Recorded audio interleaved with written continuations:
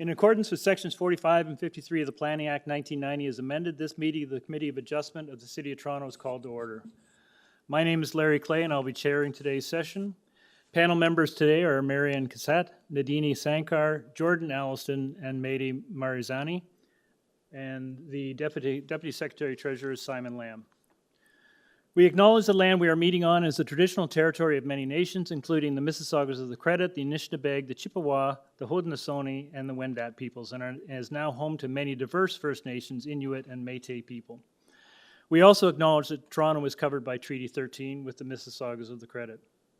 Committee of Adjustment public hearings are now conducted in a hybrid in-person and virtual format. Some applicants and participants will make their submissions in person, and others will participate virtually by electronic means through WebEx. The meetings are also streamed on the City of Toronto Planning YouTube channel, and anyone wishing to view the hearing may watch on YouTube. Those who want to participate virtually and have registered in advance will be connecting with their computer or telephone and have the option of participating via video or audio only. All virtual participants will automatically be muted upon entry. When your item is called, you will be unmuted by the moderator, one person at a time. We ask that you also mute your devices until you are called on to speak. Those participating by video appearance will be temporarily upgraded to panelists when your item is being held. During this time, your camera will be enabled. You will also be visible during your only be visible during your 5-minute allotted speaking time. At all other times, your video will be disabled and you will be reinstated as an attendee. For both in-person and virtual participants, Committee of Adjustment staff will share presentations submitted in accordance with the written submission deadline. Those participating through WebEx are not allowed to use share screen or any other panelist controls during a video appearance. People attending in person today who want to receive a copy of the decision of the committee on an application must fill out a decision request card, and those participating virtually need to submit a written request for a decision by email. Please ensure that you include your name, address, and email address because the Committee of Adjustment and the Toronto Local Appeal Body will be sending notifications and appeal updates by email.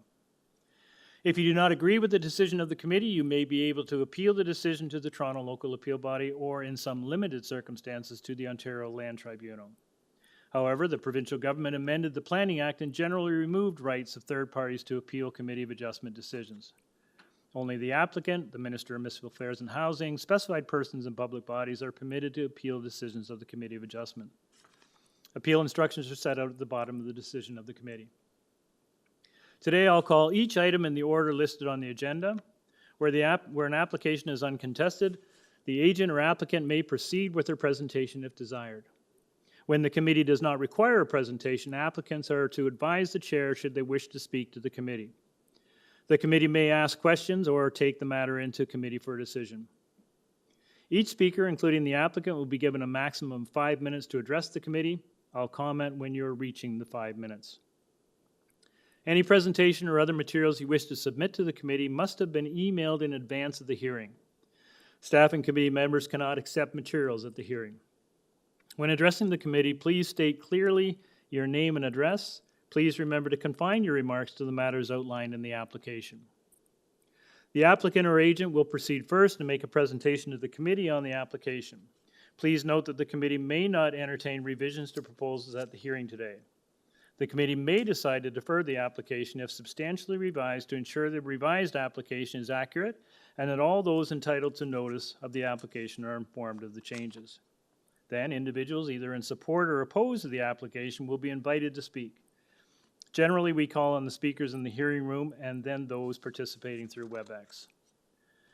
Committee members may ask questions of the speaker after they have finished their presentation, and when all speakers are finished, the applicant or agent has an opportunity to rebut only those issues that were raised by the speakers. This will mark the end of the discussion. The application will then be taken into committee for a decision. Mr. Deputy Secretary Treasurer, any minutes from last meeting?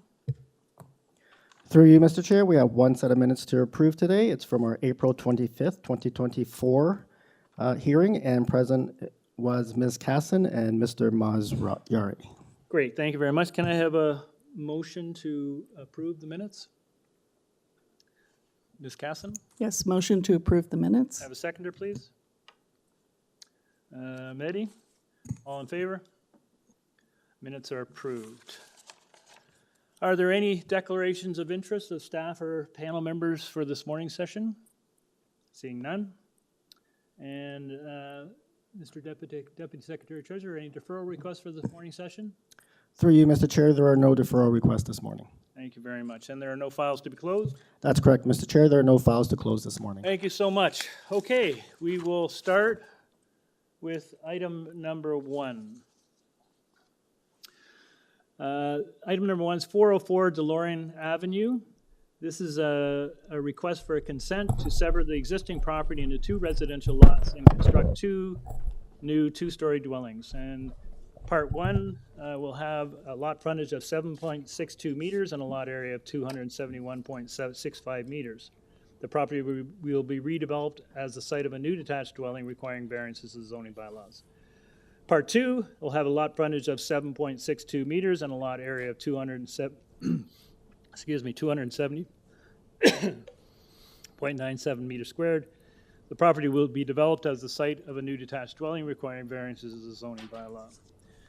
Panel has before a draft R plan, a copy of plan of survey, site plan, floor plans, and elevations, a revised site plans received on March 20th, 2024, a cover memo from the applicant, presentation material from the agent, photos of trees on the subject property, previous Committee of Adjustment decision dated June 11th, 1992, memo from Engineering and Construction Services with conditions, a memo from Urban Forestry with condition number 3, memo from Community Planning with conditions, and a memo from Metrolink stating no concerns. We have support from 398, 403, and 408 DeLoraine, and opposition from 406 DeLoraine.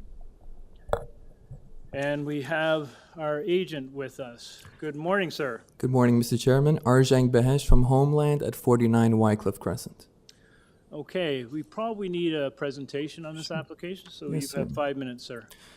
Thank you very much, Mr. Chair. If I could ask for a little extra time for this presentation because there are 3 applications. One of them is for a consent to sever and 2 Okay, subsequent. why don't you aim for 5 minutes and we'll see where you're at the end. Okay.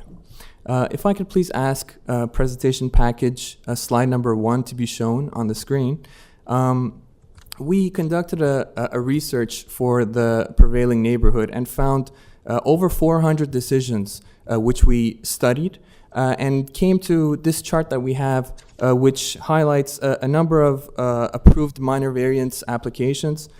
They had a host of variances, building lengths, height, increased first floor height, landscaping. But I've highlighted the lot coverage approvals and the side yard setback approvals, which are very, very similar to what we are proposing today. And you can see some of the approved also severances, the approved consents, which I've highlighted in yellow. But those approvals that are shown in the chart aren't limited to that region. If I can see slide number 2, we can take a closer look at the immediate neighborhood. If I could ask to have it zoomed in just slightly. If you could please zoom in to the area which I've highlighted, you can see the subject property in green, and the highlighted areas in yellow are only the houses on the very same block. So it's not limited to that block, but the houses that I've highlighted in yellow on the very same block are all of the lots which have been severed from a 50-foot wide lot into 2 25-foot wide lots. You can see that our subject property in green and also just one other home on the same block are the only ones which have not been severed. So they're the only outlying lots which are 50 feet wide, which is double the frontage of all the other lots on the block which are 20 feet wide, 25 feet wide. And again, it's not just that block which has been approved for severance. There are a host of a number of other homes. If you look closely, you can see that a large number of other homes have been severed directly in 2, other than the ones highlighted in yellow. But I wanted to focus on that very same block to show that once we have asked for consent, then it would comply with the character of that neighborhood, of that block. If I could move to slide number 3, please. Here I show the approved lot coverages of the area. And again, if we just highlight the houses immediate to our proposal, we can see approved lot coverages of 35%, 35.5%, 35.4, 35.4, 35. So you'll see that a lot coverage of 35 is very, very normal for what's been approved of the area in the area. And also the area is mixed with a number of lots which are wider than our proposal at 25 feet wide, but yet still have approved lot coverages of 35 feet wide.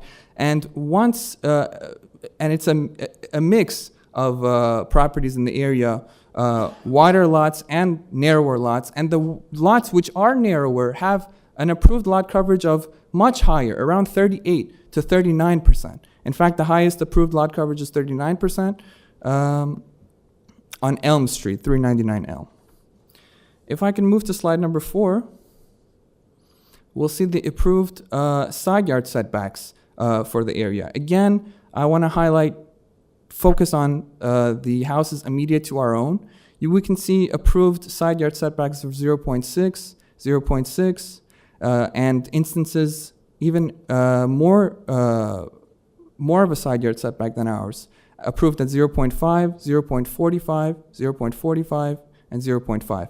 While our proposed side yard setback of 0.6 only occurs even at one side of the development. The other side yard setback would stay at 0.9 meters or 3 feet. And actually, that 0.9 meters is where the house would border along a neighbor of ours. So when the two proposals are sided with each other, then that's the instance that the side yard setback is at 0.6 to respect the adjacent neighbors at the left and right.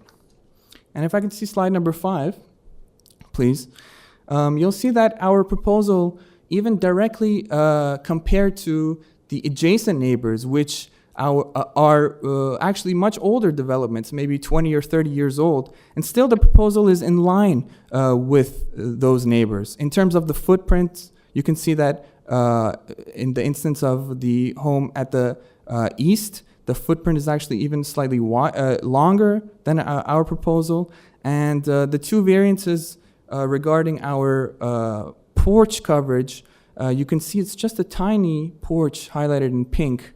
And also at the encroachment of the length of the deck, you can see that it's just a tiny stripe in blue, which has encroached upon the what the bylaw allows. So I believe that the proposal is in harmony with the neighborhood, the immediate neighbors at the left and right. And again, if I can focus on the block, if I can see the next slide. I'm just going to make a note of the time. If you could. Sure, I will wrap up your comments, please. Certainly, I will wrap up with these few slides which show the homes. There are, as I said, the entire block has been severed, and that's why there are many twin houses on the block, on the street. Homes which were approved for consent and built simultaneously into twin developments, which you can see on slides number 6, 7, 8, and 9 for houses directly on DELORAINE Avenue.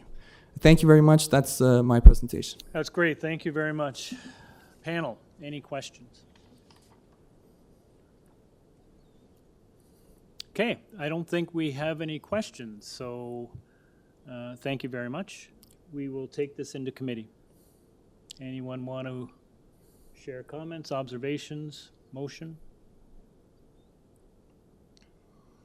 Jordan? Thank you, Mr. Chair. I have no issues or concerns with this application. I think it's a pretty straightforward consent, given that the existing block pattern, certainly in the immediate context, supports the request for consent, given the width of some of the adjacent lot sizes on the block. I did look at the side main wall height variances specifically as they relate to the immediate neighbor that wrote in with concern, in addition to the side yard setback and as I mentioned, the side main wall height. I found that the built form of the adjacent dwellings, particularly on either side, I think actually reinforces the applicant's submission that the variances that are before us are in line.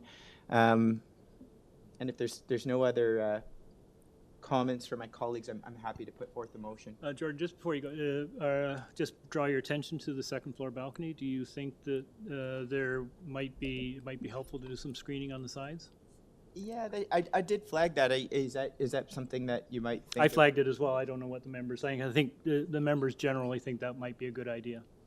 Sure, yeah. I am looking at, in terms of, I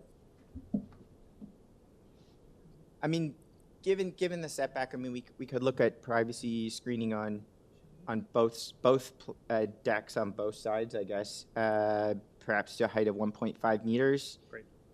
Given that the extension of the deck off the rear main wall is not that big, I don't think the privacy screens would be too imposing, and I think would serve to, mitigate onlook or oversight into adjacent properties. So I'm happy to add a condition of inclusion of privacy screens to any motion that I bring forward. Great.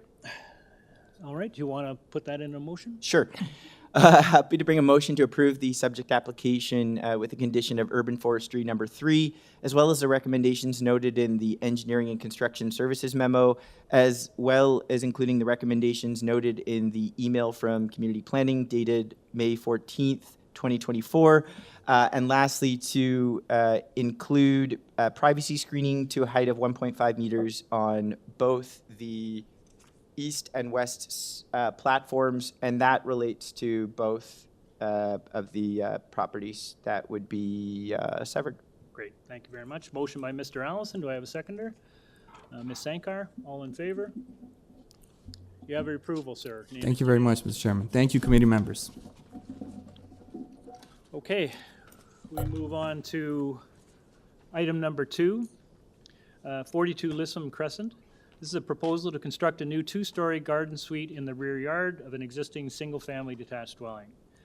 Committee has before it a copy of plan of survey, site plan, floor plans, and elevations, and a report from community planning dated March 14th with condition there is no correspondence, either in support or opposition. Do we have the agent online?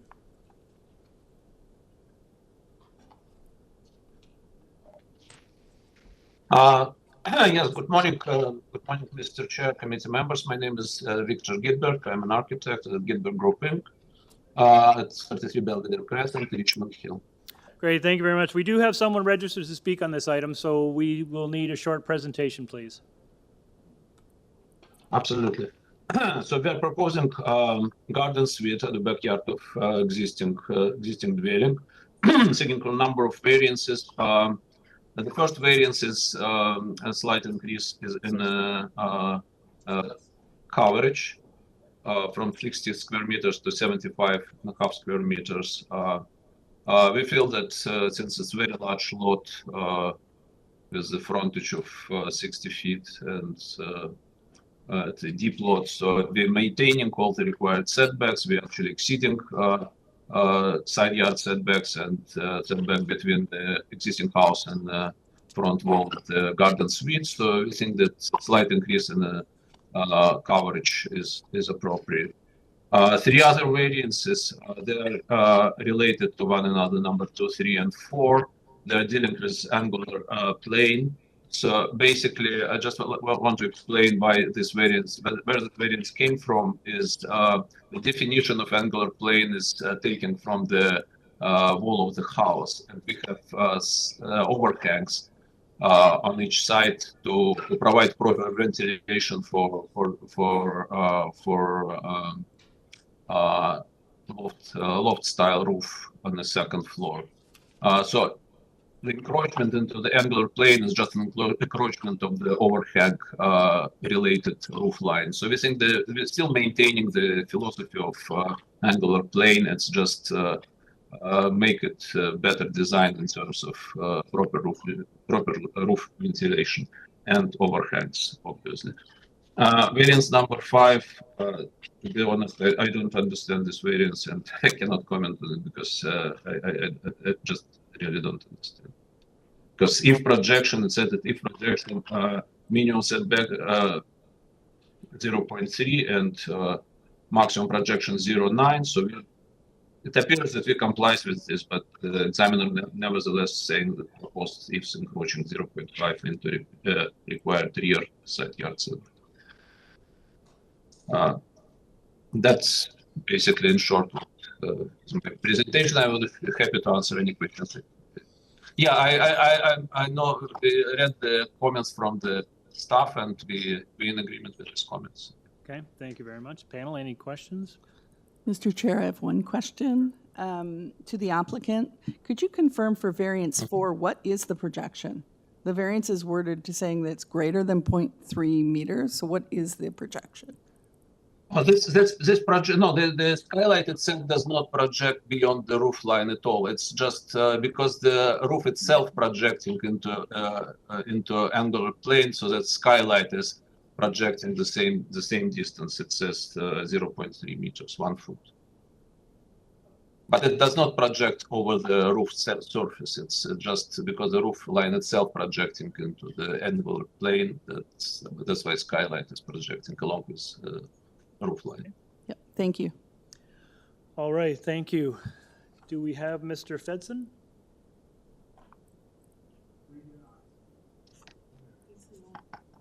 Oh, it has neighbor here written on my sheet.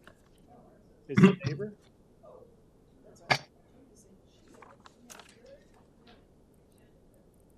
It's now a neighbor. Yeah. So it's a no, it's a neighbor. They wrote it.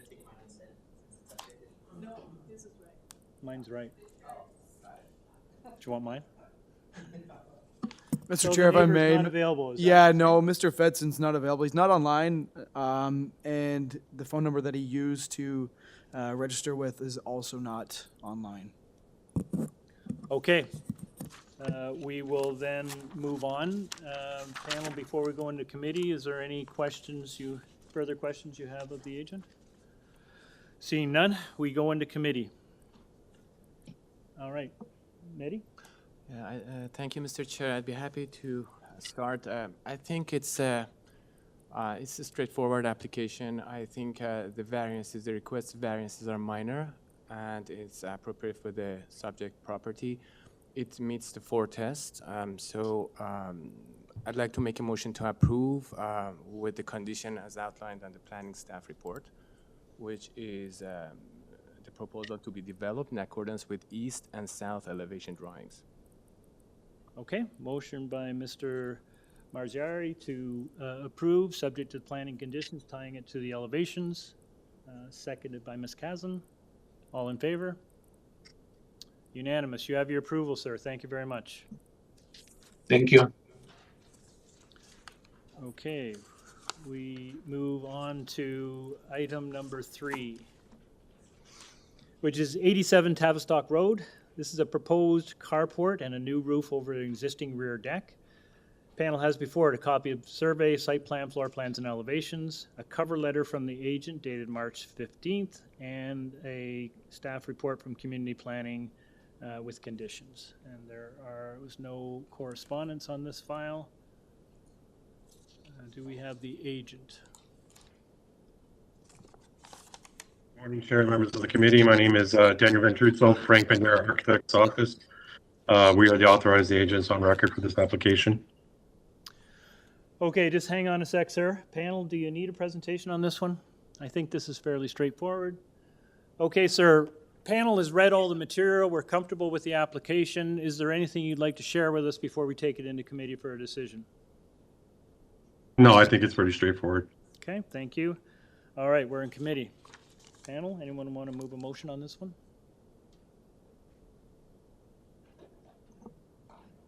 Ms. Sankar? Yes, through you, Mr. Chair. I do believe that this application is simple. Going through it, there's nothing that concerns me with respect to the 4 tests. And so I'm going to put forward a motion to approve this application. And I'll just make it subject to the one report, the staff report as of May 8th. And that is that the proposed carport will remain enclosed, and that's my motion. Thank Just you. to be unenclosed, right? Sorry, unenclosed. Okay. Sorry. That's okay. So sorry. Thank you. All right, motion by Ms. Sankar. Do I have a seconder? Ms. Marjani? All in favor? It's unanimous. You have your approval, sir. Thank you very much. Thank you. Have a good day.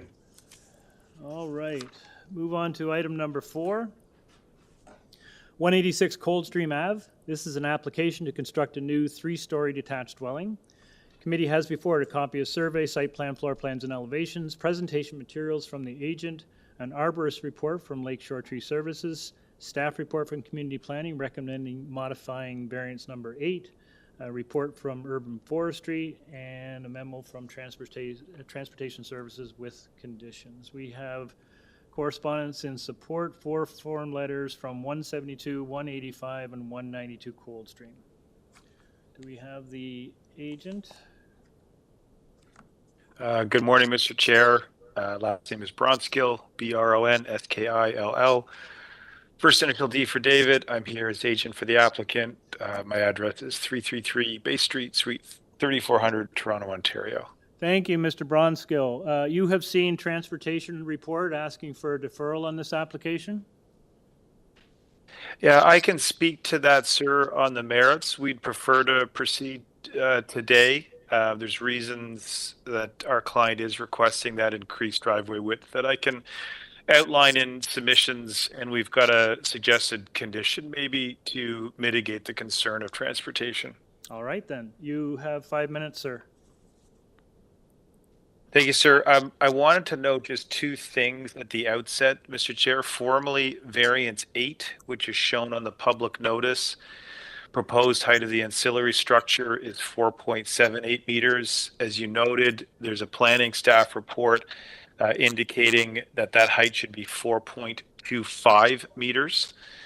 We are prepared to make that change, so I should make that formal revision on the record and reduce the height of the ancillary structure in accordance with the planning staff report, because then I think planning staff's concerns are addressed and they would be in support.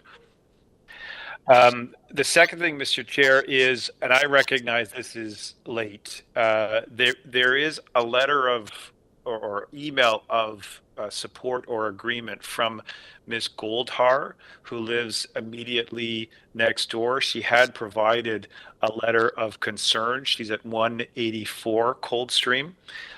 In response to that letter of concern, and at the urging of both me and the architects, there were discussions that were had directly with her. Some agreements were reached that were provided in the email that's been sent to you. I don't think they would be subject of conditions, Mr. Chair, but it's an agreement and commitment that I will just note on the record, Mr. Chair, for a row of trees being planted along the property line next to the proposed outdoor room to the back property line, extending approximately 5 feet above the existing fence to create privacy. Those costs obviously would be absorbed by my client. The species to be planted would be done on recommendation of a professional landscape in consultation with that owner, and they would be coordinated in construction to ensure that those hedges would survive. There's also a condition, Mr. Chair. It's a little bit intricate, but it makes sense if I explain it to you, and I think it would be hard to put on a condition of approval. But it's a commitment from my client where there are any proposed windows on the east side that face directly into a window on Ms. Goldhar's property at 184 Coldstream, that there would be privacy film put on those windows so that there would be no direct overlook between the 2 structures in that side yard area. And that's been documented in the email provided to Ms. Goldhar that she has then accepted and then provided, obviously late, but that's the way the discussions occurred. I'm not in any way, Mr. Chair, suggesting that her late email is inappropriate. That's just the way the discussions occurred, sorry, and we do appreciate her engaging and providing now what is a letter of support indicating that her concerns have been alleviated. So I just wanted to bring that email to your attention, Mr. Chair, because it was provided later to you and would not necessarily be in your package. Okay, thank you. Anything further? I'm happy then to answer any questions, Mr. Chair, on the variances. We've got a typical package in front of you that shows the site plan. The one thing I would note in this package, because initially there was, I think, identified from Ms. Goldhar concern about the length of 24.89. So we did, with the architect's assistance, include in that package at page 3 a simple diagram that shows the line of each of the floors so that the committee can see that the 24.89 only applies to the first floor.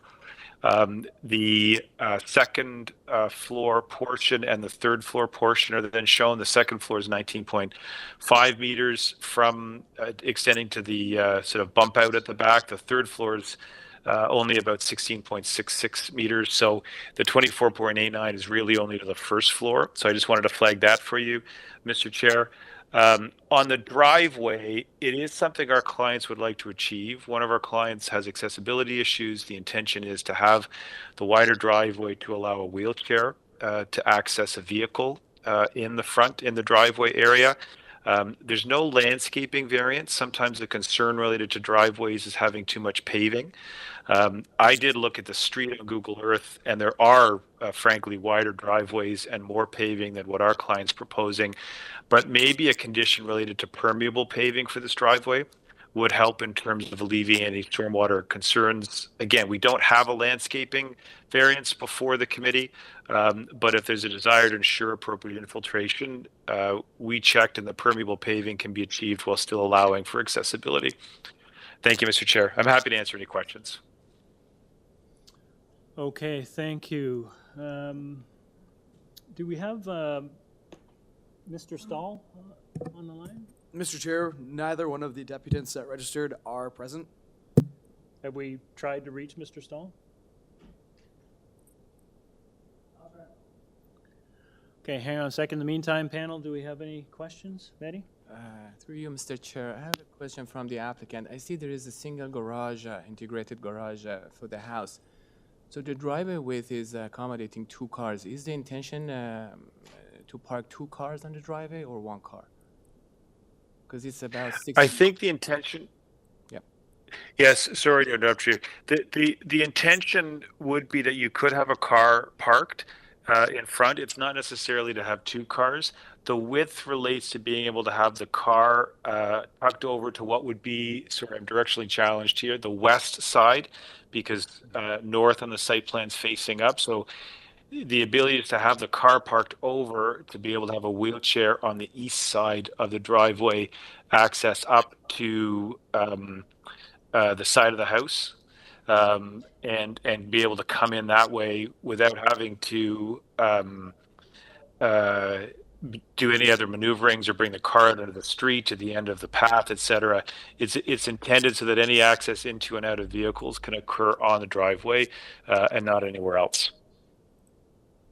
Okay. I hope that answers your question, sir. Yeah, I think I look at the floor plans. I see the house is accessible, and I appreciate that. The entrance is at the street level, so I really like that part. So I understand if it's for the accessible purpose. So thanks for your response. Thank you, sir. Okay, thank you. Anything further? Ms. Sankar? Yeah, just a quick question for you, Mr. Bronscale, and I think you've been talking about this, and I'm just wanting to ensure that with respect to the transportation report as of May 16th, I guess Part 1, Part A is not feasible for you based on the discussions you've said, but Part B, C, and D are okay in terms of their recommendations or their advisory comments? I'm going to stall, through you, Mr. Chair, I'm going to stall just for 1 minute because for some reason my PDF with the transportation report froze, and I'm just going to pull it up a different way. Apologies. Just so that I make sure I am responding correctly to the conditions. So apologies through you, Madam Chair. Mr. Chair, just 1 second.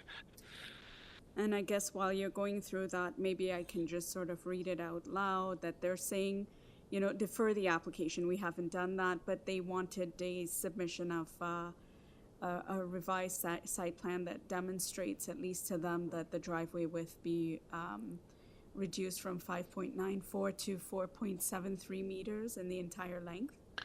And then some other standard conditions of clarifying, some of the items on the site plan. Yes, thank you. Sorry, I've got it in front of me. We looked at 1B and whether we could even reduce the width for a portion. And unfortunately, we cannot, just in terms of the accessibility. I do see 1C, which is a notation. That's a standard condition. I see in 1D also the notation. I would have no concerns with 1C and 1D. 1B, either 1A or 1B, clarify. Sorry, I'm just looking at 1B in more detail through you, Mr. Chair. It's really about David, it's about it's the curb cut, right? Curb so cut. I guess Oh, what Ms. that would be Sankar is fine. I asking is understand that Yes. if you're obviously proposing to keep the driveway width as proposed, but this is for the curb cut. Yes, that we could live with that because the intention isn't to be having the accessible access out over the curb cut. I understand that condition and that would be acceptable. Sorry, yes. Okay. So B, C, and D are acceptable. That's all I wanted to. They would be acceptable. Okay, thank you. Thank you. Sorry to make it so torturous for you. No worries. Were we able to reach Mr. Stahl? Through you, Mr. Chair, I did reach Mr. Stahl, and he said he was going to try and log in again. Okay, so Mr. Bronskill, just hang on tight. We have someone who wishes to speak to the item. Good morning, Mr. Stahl. Hi. Can you hear me okay? We can. You have 5 minutes if you need it to speak to this item. Okay. If I could have your name and address first, please. Sure. My name is Richard Stahl, 80 Coldstream Avenue. Sorry, 180? Correct. Okay, thank you. Go ahead. Okay, so I've read over the public hearing notice and the applications regarding the minor variance applications. And while I welcome people to move onto the street, I thought that there were a lot of rather large variances compared to what the bylaw is, but one in particular that I really wanted to address that I think is going to be a problem is the issue of the maximum floor space and what I viewed as the plan in looking at the development of the yard. The one issue that we are having on the street, which has been exacerbated by ongoing construction of larger homes, is there is an underground stream that runs under Coldstream Avenue. It runs behind my property, the property to the west of me, which is between 180, which is my residence, and 186, which is the proposed residence. And the problem we're having is that there is nowhere for water to drain any longer. With the lack of green space and all the structures and the concrete and other things that are being built, the water just ends up moving to surrounding properties and pooling. And with the effect of climate change and all the large amounts of rainfall and other things that we have, it's become an increasing problem. And what you find is you have pooling amounts of water in people's yards, which contravenes some of the health concerns that the city has for standing water, because it's a breeding ground for mosquitoes, which then causes more issues potentially with West Nile virus. So I know that public health is always putting out notices about standing water, but I really think that we're going in the wrong direction with some of these dwellings that we're permitting by not addressing the issue of drainage. Where is all this water going to go from the rainwater, and how is this being addressed if we're going from 35 times space to now what appears to be 83 times. And looking at the lot, there is a very little green space around this particular property, especially in the rear, which tends to be where the stream is. So really that's the essence of what I wanted to comment on, and I wanted to bring it to the attention of the committee that it may not have been thought through in terms of what is now a potential health risk and an environmental risk, really, with the ongoing issues of climate change. That's great. Thank you very much. I will, before I go back to the agent, I will just make the note that drainage issues are typically addressed through the building permit process, and there are fairly strict requirements regarding how water is handled through that process. But I will go back to the agent and ask him to respond to your concerns. Thank you. Mr. Bronskill. Okay, thank you. Thank you, Mr. Chair. I don't know about the specifics of pooling on any properties in the area. Mr. Chair, I do second what you just said in terms of ensuring grading and drainage is done appropriately. That is a building permit requirement. I would repeat something I said to you earlier, that there are no variances for soft landscaping, which is often, I think, and I've had many applications where we've discussed methods to increase or maximize where variances are being sought, because that is where you get stormwater penetration. There are no such variances before you as part of this application. And I would simply say from our client's perspective, they are not going to want to have water pooling. They're not going to want to have opportunities for mosquitoes. This is I think, a shared concern of anyone looking to live in a house like this. So I hear the concern, but I think the proposal takes it into account by having landscaping both in the front and back that meet the bylaw requirements, sir. Great, thank you very much. Panel, any questions? Okay, we will take this one into committee. Anyone want to start?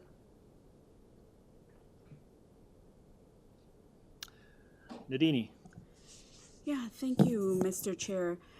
You know, looking at this, at first I had thought it seemed a little complicated, but hearing Mr. Bronskill talk about it and going through in more detail, I feel like I understand the application better.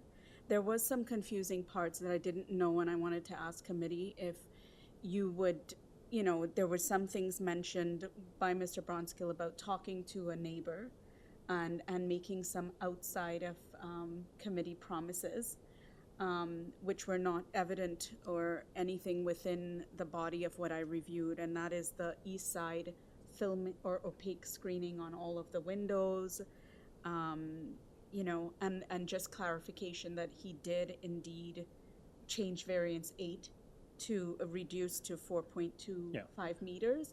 And so I just wanted So to hear your thoughts. Mr. Bronskill has officially requested variance 8 to be changed, so it will be amended. Okay. The film on the windows, he wasn't specific about which windows, but that's an agreement between him and his neighbor. I don't think we So should make it a that's condition. private. That's private. That's basically effectively minutes of settlement. So I think we can not need to address that in this one. Perfect.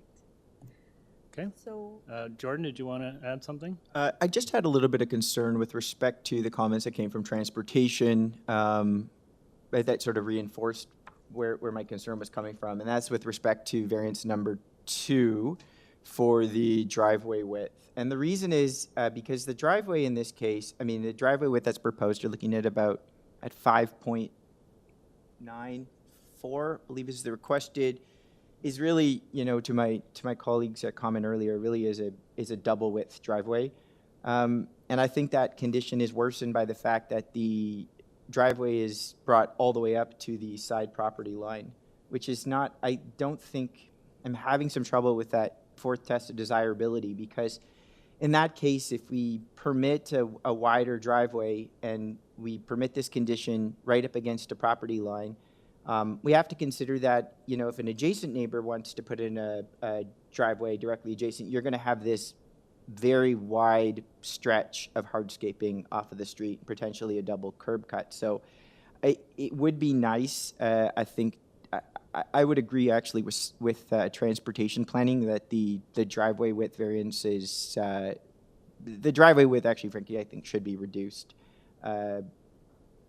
particularly on, as it relates to that side yard lot line. Other than that, I don't have any other concerns with the other variances. Okay, anyone else? Nadine? Just to touch on what my colleague has indicated, I think that there is some kind of merit to the reduction still of the driveway, and it's because of the accessibility issues, and the fact is that the home has also been designed showing that proof that there is accessibility issues, and so I am always concerned that, you know, the owner could sell here and all of that, and then that now becomes the new norm. But I just think, given this current situation, I'm more inclined to accept, you know, the width as is.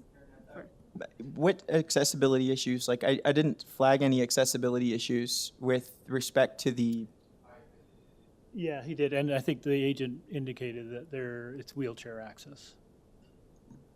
I guess I question whether or not, I mean, there are, transportation has prescribed guidelines for what would be additional width that would be required to accommodate wheelchair. I don't know that 20 feet width driveway is. It is not. It is It's less than not. that. It is not. And my concern is we're saying the word accessibility, and all of a sudden, we're just turning a blind eye and saying, well, it's accessibility, therefore we should just allow the wider driveway. I'm not opposed to a wider driveway, but I just think that what's being requested is frankly a little bit too much at 20 feet wide. Okay, anyone else? Through you, Mr. Chair, I don't have a concern with the driveway width. I think it's fairly consistent with the newer builds in that area. And I would note that I think number 192 is a brand-new house with a lawn adjacent, so you won't have a situation of a new house building a driveway adjacent to that. So from that perspective, I don't have as much of a concern with the driveway width. Okay, Mehdi? You're good? I'll just weigh in. I share your concern and Nadine's point. I think the driveway width is fine. These are really rather large lots, wide lots. I don't think that there is a issue with accommodating some what appear to be legitimate needs for accessibility in this instance. And you're right, it might sell eventually, but I don't see any front yard landscaping variance either. So I don't think it's an imposition on the front yard to have this extra width. I do note that the agent offered to make the driveway in permeable pavers, and I think that would be a good thing to do if panel thought that was an acceptable approach. I think it also addresses some of the concern brought up or the one concern brought up with respect to drainage from the neighbor. So, and to the comments that were heard, I'm willing to support a motion for that variance, given the comments that I've heard. Nadine? Yeah, through you, Mr. Chair, if no one wants to go forward, I'd make a motion. And, you know, having heard the discussions from our colleagues today, which I found really helpful, and going through the application and the presentation made by Mr. Bronskill on behalf of the owners today, I'm thinking that this application does to me make me feel very comfortable with the results and with the steps that he's taken to also modify it. And so as a result, I'm going to put forward a motion to approve this application. I'm going to make it subject to forestry and subject to the modifications made by the applicant today to meet the planning staff report of May 16th, and that is to modify variance number 8 down to 4.25 meters. I'll also take into consideration and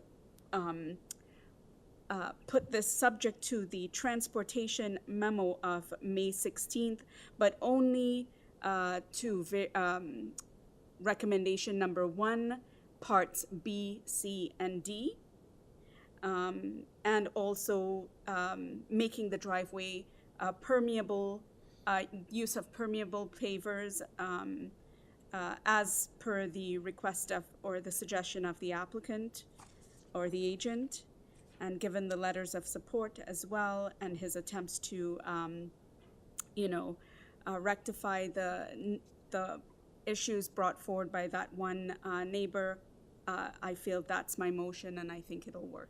Great, thank you. So, Ms. Sankar, moves approval of the amended application with those conditions. Do I have a seconder? I second that. Marzani? All in favor? It's a unanimous. You have your approval, sir. Thank you very much. With those conditions. Thank you, Mr. Chair. Okay, we move on to item number 5, 860 Wilson Avenue. This is an application to convert the existing commercial store into a sit-down restaurant in conjunction with other alterations. Committee has before it a copy of survey, site plan, floor plans, and elevations, photos of the subject property, support materials from the agent, and a report from Transportation Services also seeking deferral.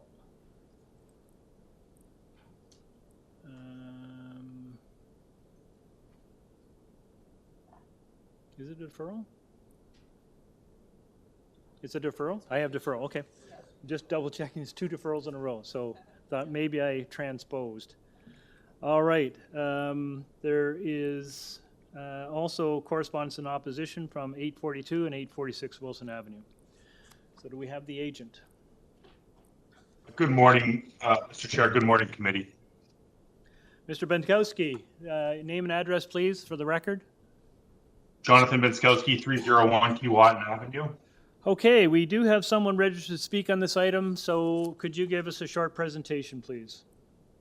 Yes, absolutely. I did submit some support material. If we could bring that up, please.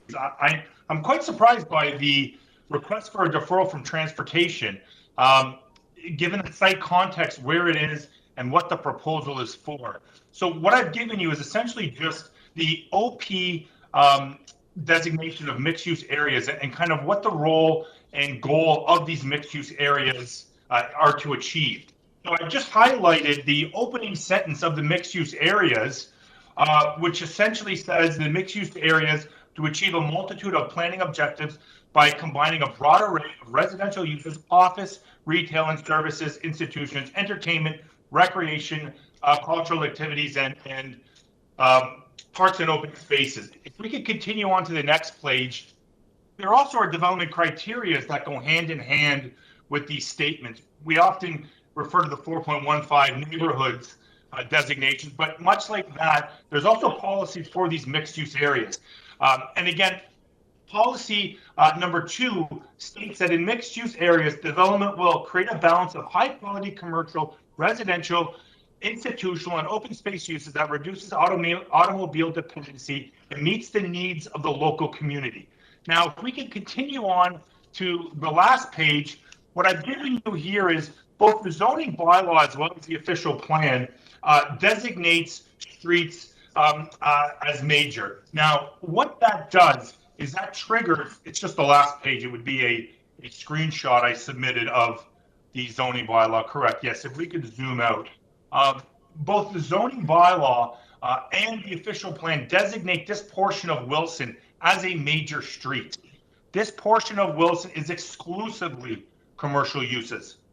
From Dufferin all the way to the west, past this subject property, there is nothing but commercial uses here. Now, what that means, that kind of major street category, is now even taking out development policies and further emphasizing the idea of walkability, of using uses like this. Now, my statement of why I was surprised by transportation request for a parking study, we are required 8 parking spaces. We are proposing 4. There are only 5 tables proposed in this restaurant with a seating capacity of only 15 people. This is a proposed Curtis restaurant that will largely serve wraps, shawarmas, and things like that, that is mainly geared to a takeout customer. The 5 tables with the 4 parking, again, in a strip mall on Wilson, really surprises me why transportation would have an issue with this. Again, taking into account the official plan policies of this being designated an existing major street. I understand, like every small strip mall, there are parking limitations within them. It is up, again, to those individual owners to enforce that. It's not an issue of one person parking in front of somewhere else. These have designated parking spaces for every unit with residential above. The residential for this unit is parks at the rear. At the front is the proposed parking for the restaurant. I'd be happy to answer any questions, but it's fairly straightforward application, I believe, requesting a reduction in parking for a restaurant on a major street. Thank you, Mr. Benkowski. It is a fairly straightforward application for conversion, but so if you go through the list of what transportation is seeking, they're seeking some assurance from you before they want to support it. So if you go through the items that they've identified, there are several. Are you saying that you're uncomfortable with those requests? I think I'm uncomfortable with the idea of doing a parking study. These are not cheap to undertake. This is for a small restaurant located on Wilson. This was done through a zoning review. This was not done through a waiver. So in terms of things that relate to the GFA and occupancy, again, I don't know what this is going to accomplish. Essentially, again, with a restaurant to serve 15 people that has 4 parking spaces. I would say to that, Mr. Chair, if this restaurant has those 4 parking spaces being used at every time, I'm sure they would be ecstatic with the business that they're able to generate just to have those 4 spots filled. I just think it's a fairly costly endeavor, again, to look at, again, a restaurant on a major street. Okay. Panel, any questions before we have one speaker registered here? Okay, let's have Mr. Bajam.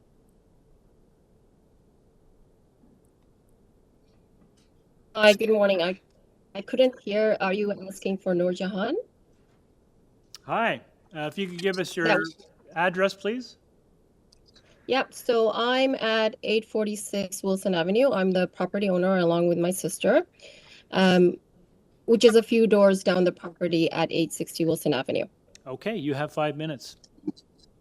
Okay, so we're in this small plaza where there are right now 3 busy restaurants and also a church, which is pretty busy during holidays and weekends.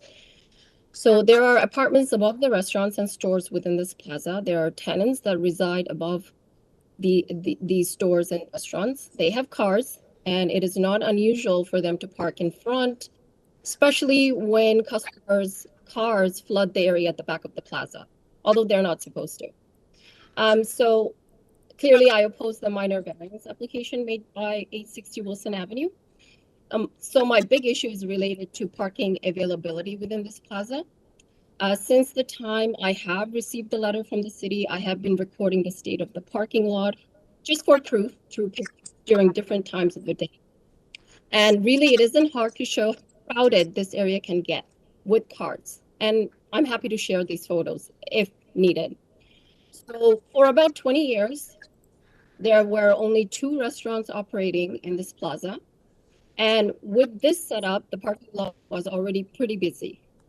After one of these restaurants were split into 2 separate restaurants, which happened last year, I believe, the parking situation has become really chaotic with 3 operating restaurants in this really small plaza.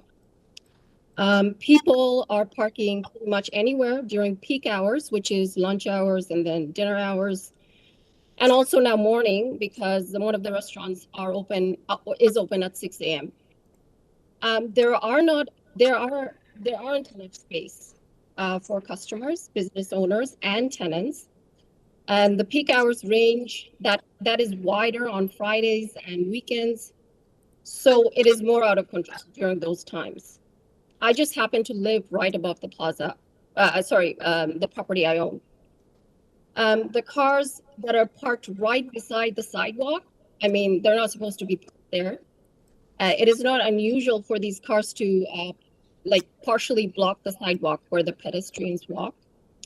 There's a bus stop that is located on the corner of this plaza near the intersection of Wilson Avenue and Garrett Boulevard. And sometimes this area is blocked by cars. And then, of course, it's dangerous. There's no kind of protection for the people waiting for the bus. And when cars are trying to maneuver in this small space, it can become dangerous potentially. And then to add to the mix of chaos with parking, you have Uber drivers who park dangerously anywhere they can, blocking pathways or other cars from moving while they wait to pick up orders from a restaurant. Like just a few days ago, there was a car that just hit another car because it was parked in a strange spot, not a parking spot. And there was an argument that followed. So on days church at 844 Wilson Avenue has their patrons, the parking situation further worsens as the restaurant customers who park in front of this church, because it's empty sometimes, now they resort to parking wherever possible, often in areas that block the natural flow of people and cars. And also, I just wanted to mention that there has been already 2 accidents in this plaza in the past few years, where cars just drove partially into the restaurant, like just drove right into it. I just wanted to mention this because I want to make you aware of how chaotic this area can really get. And it's a really small plaza. And I've been living here for 20 years.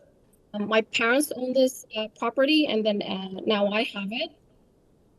And I really have seen it all, from 2 restaurants to 3, now 4 being proposed, which is absolutely ridiculous, dangerous, and really is not safe. That's all. Great, thank you very much. Panel, any questions? Okay, we have the agent back, please. Chairman here. I would like to make one comment for that previous speaker. That previous speaker actually isn't a part of this complex. They're actually in an adjacent complex to this, to the east. So again, we're on a major street looking to open up a small restaurant with 5 tables and 15 seats. The provision of 4 parking spaces in this instance is appropriate, I believe. I would also note that this property is subject to the old 7625 zoning bylaw, which has a parking space rate of 1 per 9.8 square meters, Mr. Chair. If this were to be subject to the new harmonized zoning bylaw, there would really not be a requirement for this at all, as a restaurant of this magnitude would not require any parking. So again, the variance is largely related to this being as per 7625, Mr. Chair and Mr. Committee.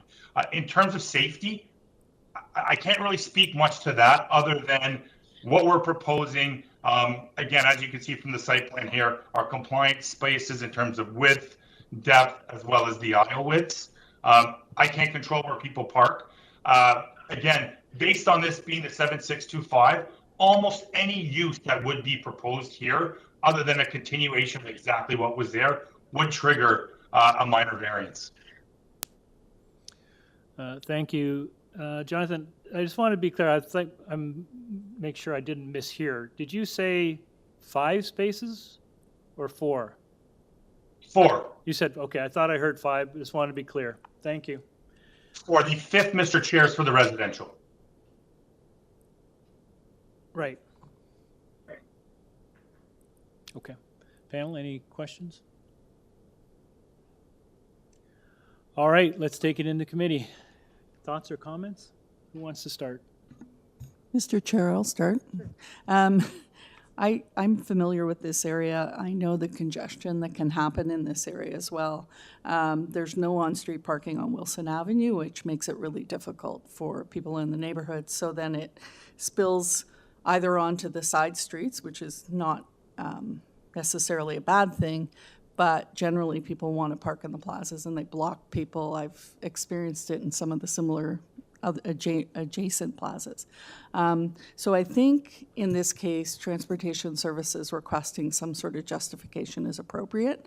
I know the applicant has a concern about the cost of a study for such a small amount, but it doesn't need to be a detailed study. A letter from a qualified traffic engineer generally would suffice for transportation, I would think, just to justify where the parking could be accommodated or what their opinion is. So I tend to agree with transportation in this case. Okay. Thank you. Anyone else? Mehdi? Thanks, Mr. Chair. I think, yes, the application is very straightforward, but I agree with Ms. Kaysen. I think this is the area that we need to see transportation support, and it has to be based on a traffic study. And so I am also tend to go with the transportation memo and ask the applicant to defer this application. Maybe that could be a motion then?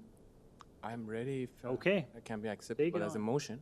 Yes. Yeah, so I'd like to make a motion to defer this application until the applicant has a chance to work with transportation and provide a Great. study. Motion by Mr. Marzari, seconded by Ms. Kazan. All in favor? Unanimous. This application is deferred, subject to further discussions with transportation. Thank you, committee. Thank you.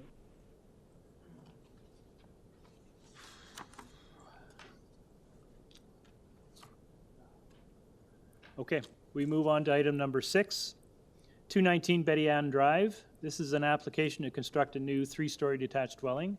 Committee has before it a copy of survey, site plan, floor plans, and elevations, staff report from community planning with conditions, and urban forestry suggested condition number 3.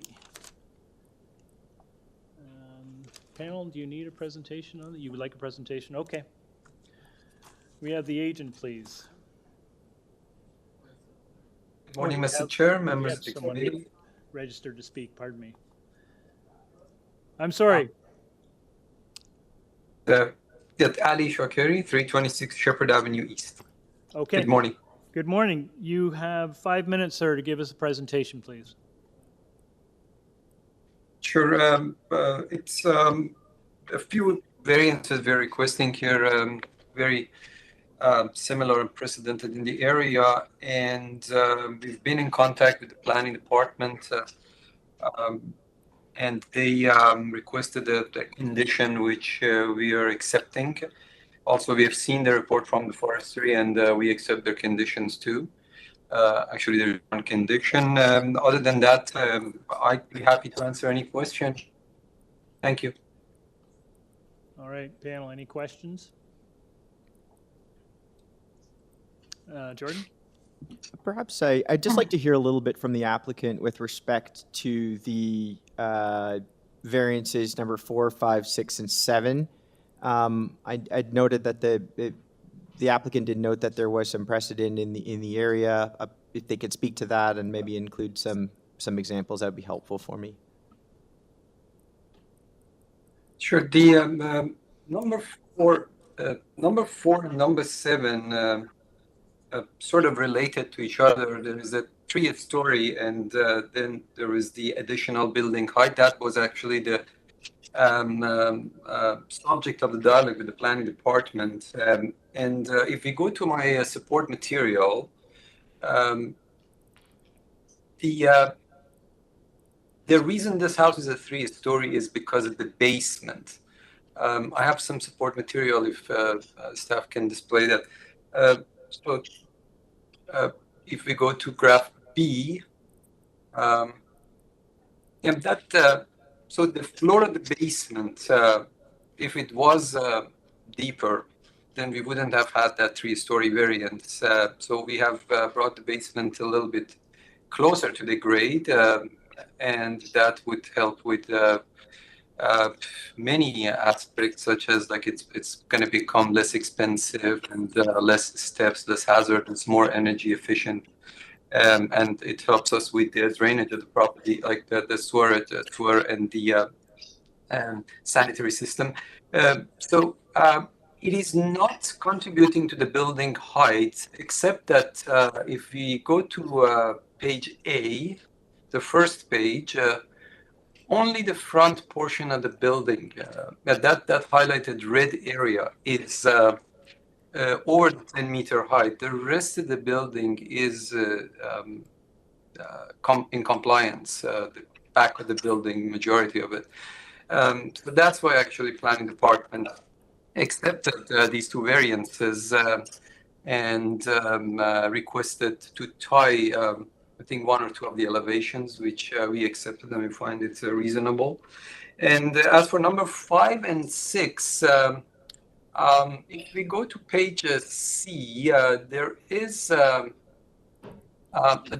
if we zoom into this, there is a if we zoom into the top portion of it, when we have where we have the garage, and yes, we have incorporated the entrance to the building. There is a secondary unit in the basement. They're going to be using it with their in-laws, and that provides a very easy access to that secondary suite in the basement, rather than just climbing the steps up, or just going through the backyard.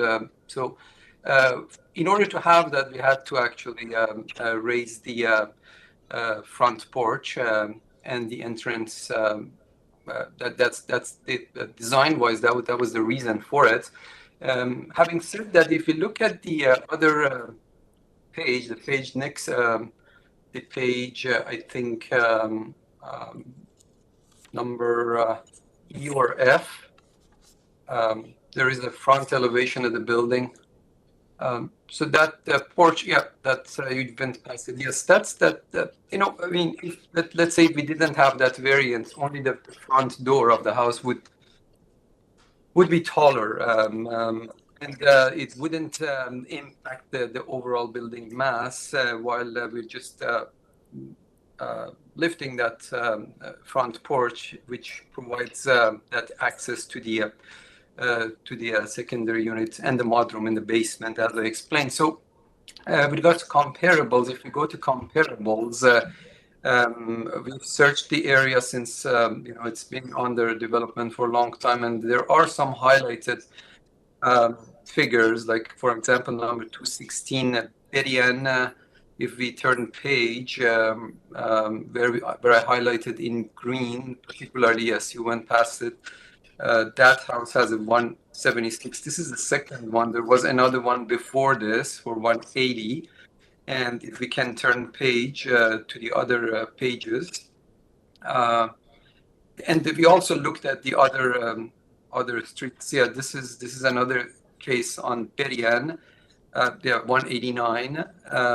Then we go to the other pages. We looked at Parkhome, which is the immediate street parallel to the Berian on the south. Yeah, that one is 212. It's a lot more.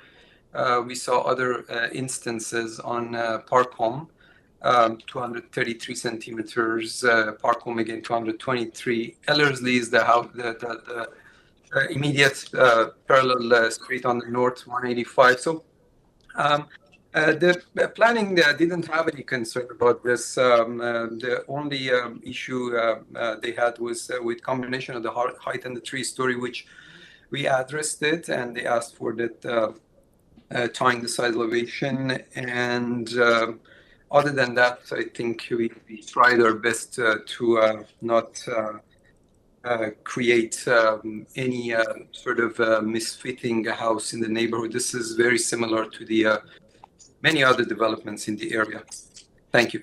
Can you just pull up your planning rationale? I think item number F, it was labeled. There it is. And if you can just clarify me, you've highlighted something on there. What is that? What does the highlighted portion represent? Yeah, that would be the entrance door without the variance. So you can see the silhouette of the proposed entrance door behind that yellow area. So I'm just trying, by providing this graph, trying to demonstrate that, you know, this house without that variance number 4 and without the variance number 5 and 6 would look the same, except with a taller front entrance door and a couple of less steps. But I think the purpose of this is to show the minimal impact that the variance has in the overall shape of the building, let alone that you know, there are many other houses in the neighborhood that have some of them even more steps than this, and have greater variances approved. I think my concern is that, I'm having trouble finding an example, certainly in the immediate context, where that could support a variance for door sill height at that height. Just as a point of reference, the bottom of the door is almost in line with the top of the garage. So to me, that very much reads that the door is at the second story, and because of that, I understand the whole two reads as it's a 3-story, but really the basement if it was sunk, yada yada. But in this case, because the door is so high and the basement is raised up to a certain point, it actually is starting to read as a 3-story building. So when I asked you about with respect to that specific variance of the door sill height, if there's any sort of precedent in the area, you've given me some approvals. Are there any photographs, or are there any where you could demonstrate the relationship of that door at or above the top of a garage in the neighborhood? Because it seems like I'm having trouble just finding that condition. Well, sir, there are many other houses in the neighborhood that have the door even higher than this. Unfortunately, Could you show us one or give us one address of that example? Let me yeah, I can, if you bear with me for a second, perhaps I can, yep. Sure, take your time. Thank you very much for that. So same area, for example, number 173 Horsham Avenue. It has 10 steps in front. If I go to number, for example, 378A Horsham Avenue, these are the same block, same neighborhood, same zoning and everything. And the same new houses are built. This is the Villadale area, either west or east of the thing. If I want to just give you other addresses, perhaps. What was the name of the street again? You said Horsham Avenue? Horsham. Horsham.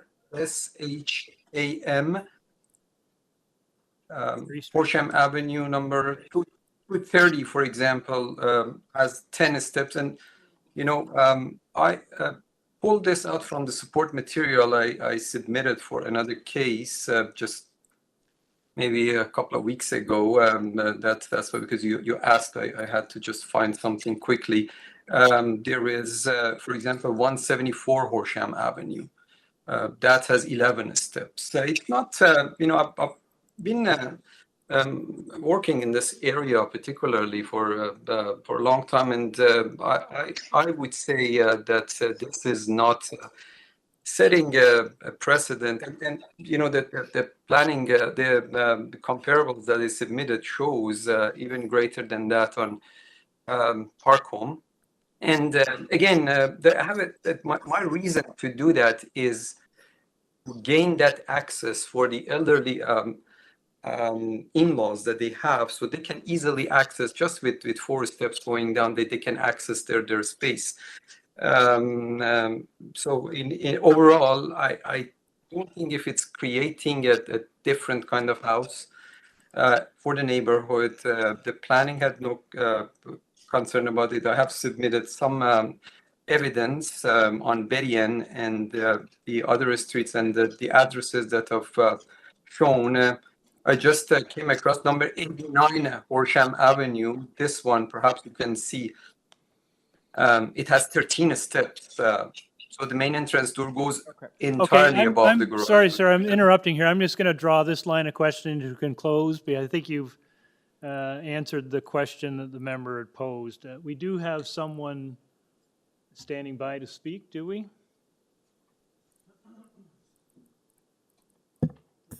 Mr. Chair, I believe that's the homeowner. Oh, it says area neighbor. Yes, here. I think that was an administrative error. Okay. All right, the homeowner is speaking. So we'll go back to the agent. Any further questions?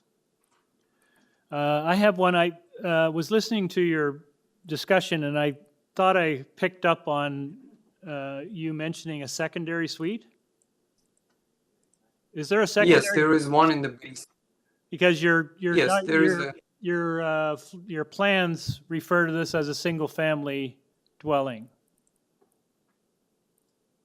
Well, that secondary suite is not going to make it a multi-unit. That is completely within the bylaw, and that is not a variance. So it's a single family. They're part of the same family. They have just their own space. No, I understand. I with think the door. So I understand what you're saying. I think there was just a little bit of confusion in your material versus what you're proposing. Simon, does the purpose need to speak to the secondary suite as part of this? No. Okay. Secondly, your materials that you submitted, at least the ones I have, don't show any floor plans. You have all the floor plans blocked out.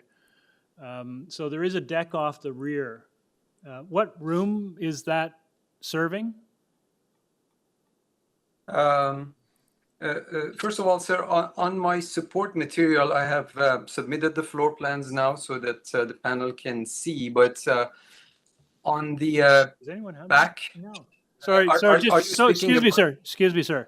None of the panel members have the material we're referring to. So what we have in front of us are plans where each floor plan is blocked out. Okay. So we had done that. We had done that. My client requested because of the privacy not to show, but later we decided to submit the plans, which you can see actually on a screen now, for the sake of some of the variances might be related to that. So again, going to your question, are you asking what room is below the deck on the rear side? No. I'm not quite sure if I understood. I'm asking what room is on, I guess, the first floor that leads out to the elevated deck. There is the family room. If you turn the page to the next page after this, on the front side is the entrance, and on the back side is the great room going to the rear deck. Okay, thank you. All right, panel, any further questions? No questions, just a comment to the applicant. Mr. Shakari, you appear before the committee frequently. It'd be really helpful if you did provide floor plans when you're asking for a variance that is related to that, i.e. the front door level. So in future, we'd appreciate that.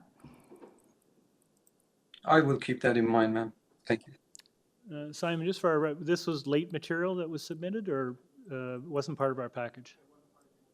Okay. That's a good point, thank you. We would encourage all applicants to provide the committee with full floor plans.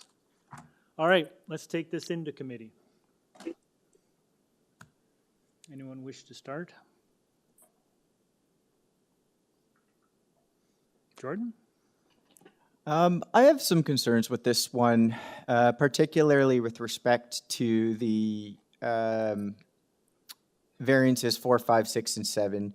And the reason is it just seems like I just don't see, certainly within the immediate context, enough support to introduce this, we'll call it a typology, on this street. And while I do recognize the applicant's submission that there are some examples on other streets, like on BDN, I think that from the Planning Act standpoint, I think that would represent a broader context, and I think in this case the immediate context should prevail. I also, I mean, it's not to say that I wouldn't be to allow such a typology, but just as a marker, the bottom of the door sill is more or less in line with the top of the garage, and the vast majority of examples in the neighborhood, you can, if you look at the relationship between the front door and the garage, in a way the garage lines up usually around the midpoint of the front door. And I think, frankly, it's just those variances are just being taken a little bit too far to support it, particularly on BDN Drive. This typology doesn't exist. I think there's one example across the street, and that example has that garage aligned more or less with the midpoint of the front door. So I don't have any issue with 1, 2, and 3, but 4, 5, 6, and 7, I'm not sure I can support. Okay, thank you. Anyone else?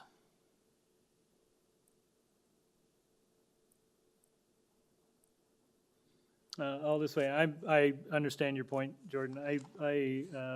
Not sure I am as fussed by it as you are. I mean, it is only, if you go to the variance, it is 0.6 meters above, so it's, maybe 1.5 feet.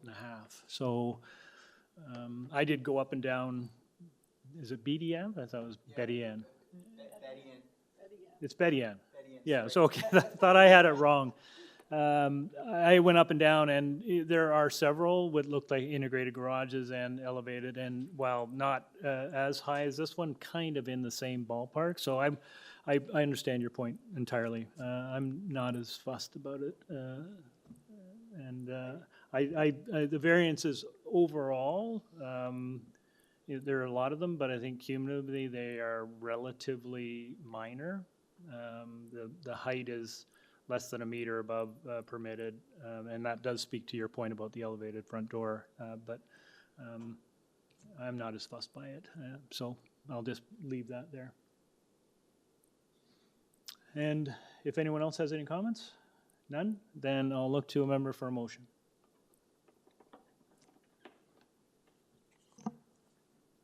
Through you, Mr. Chair.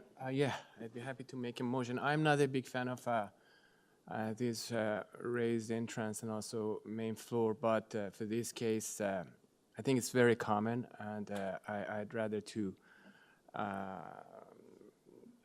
consider it along with the 4 tests. So I think, to me, it's minor in general, and it meets the 4 tests. So I'd like to make a motion to approve, subject to the planning staff report, which is that the proposal to be developed in accordance with the west side elevation drawing, and also forestry memo, condition number 3.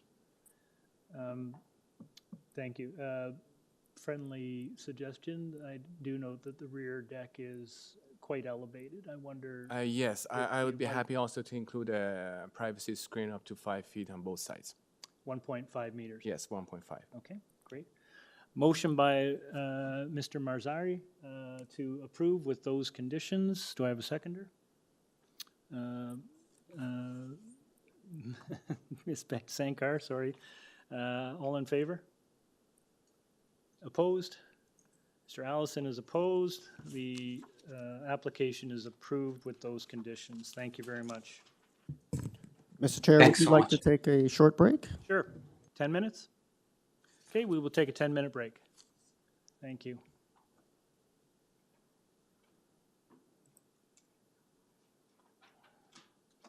Microphones off, guys?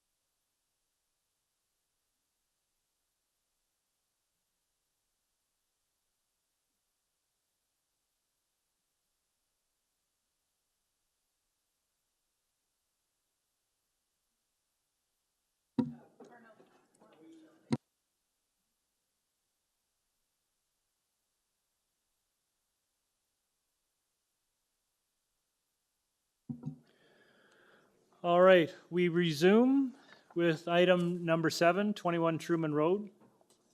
This is an application to construct an addition on the second floor of the existing dwelling. Committee has before a copy of survey, site plan, floor plans, and elevations, presentation materials from the agent, a report from community planning with conditions tying it to plans, and a report from transportation services, but have no concerns. Do we have the agent? Good morning, Mr. Chair and members of the committee. My name is Sean Tusi. I'm the principal architect at Mimar Architects, Inc. I'm not sure if you need the address. Yes, please. The address is 2323 Yonge Street, Unit 503, Toronto, Ontario, M4P2C9. Okay, sir. I think this is a fairly straightforward application, but could we just have a little short presentation, please?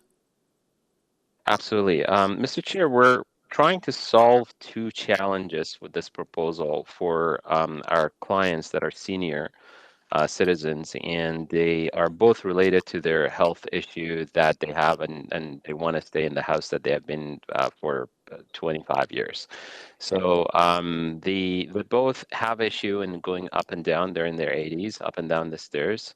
So elevator was something we wanted to add. And the second thing is that because of the health issues, they need to be monitored health-wise, so they can't go to work. So we thought that if we could just create an office somewhere above the garage, so that they could be monitored health-wise, as well as, according to the doctors, it's very good if they want to work. They should be working. That's an important part of their mental health. So we thought if we could make an addition on top of the garage above the footprint of the existing, if we could have the presentation, probably just one slide will show very well. If we have submitted a presentation, if it is possible to show that with the staff. So we thought if we could add on top of the garage, turn one of the garage doors. It's in the second page. We can see the second page. It says sort of a photo. Yeah, this is perfect. If you can zoom in, it sort of explains the addition. So the proposal is that we're going to add above the garage, which is going to be the office that they need. Obviously they need a wheelchair access. They can't take the stairs, the kind of stairs. So we decided to turn one of the garages into a passenger door with the wheelchair access, and then add an elevator. The nice thing about this design is that the elevator is sort of be attached to the existing and the new addition, be able to really move multiple levels to the office, to different levels of the house. So it really solved this problem for them. And I think this is a good sample of how Committee of Adjustment can assist, citizens on as their lifestyle changes and requirement comes up. All the addition you see is because of what I just explained, and for that matter, we think it meets the 4 tests, and respectfully request your approval. We're fine to tie the decision to the drawings if need be, but overall, I think the city is in support, the neighbors are in support, the urban fire street transportation, everybody is in support. So we also ask the respectful members of the committee to support the application, solve the issues with these folks, and we get the construction going. That's it. Thank you. Panel, any questions? I just want a quick, I'm sure I don't know the answer, but just confirming you don't have a front yard landscaping variance. You have an awful lot of hardscape out there with the circular or semicircular driveway. But you're good for, you're good for soft landscaping? Yes, Mr. Chair, because all of these has been there for 30 years, so we're not changing anything at all there. It's really just that red hash mark on the second row of the garage that is being added. There is no new footing. There's no really new construction or change of landscape, front or back. Okay, thank you. All right, let's go into committee. Anyone want to start us off? Comments, thoughts, motion? Mehdi? Through you, Mr. Chair, I'd be happy to start it. I think it's a very straightforward application, just 3 variances. I was a bit concerned about variance number 2, but transportation is supporting the application. So I'd like to make a motion to approve, subject to community planning condition that the front yard and driveway to be developed in accordance with site plan. Okay. Motion by Mr. Marzari, seconded by Ms. Casson? Just, if I may, just, can we add the word substantially as well to those Sure, drawings, just to substantially, ensure yeah. there's some latitude there Yeah. for revision? I can include that, yeah. Do you want to do that? Because the planning conditions in the report don't say substantially. Are you uncomfortable with that? My only concern is that if they do, they have some minor revisions that are unrelated to the variances, they're gonna be held to it. I want to provide them a little bit of latitude if they need, but it's fine. As a motion mover, what would you like to do? I am okay to include that substantially Okay. in accordance with. All right, motion to approve with that condition, seconded by Ms. Casson. All in favor? Yeah, all in favor. That's approved unanimously. Thank you very much. Thank you, Mr. Chair and members. Have a good afternoon. All right, we move to item number 8, 95 Allingham Gardens. This is an application to construct a one-story rear addition, a two-story second-floor addition, and a new deck at the rear dwelling. Committee has before it a copy of survey, site plan, floor plans, and elevations, an email from the agent with revisions to variances and revised plans, photos of the subject property, and a staff report from community planning, which is recommending we remove variance number 4, which is the rear deck protection. We have correspondence in support from 93 and 100 Allingham.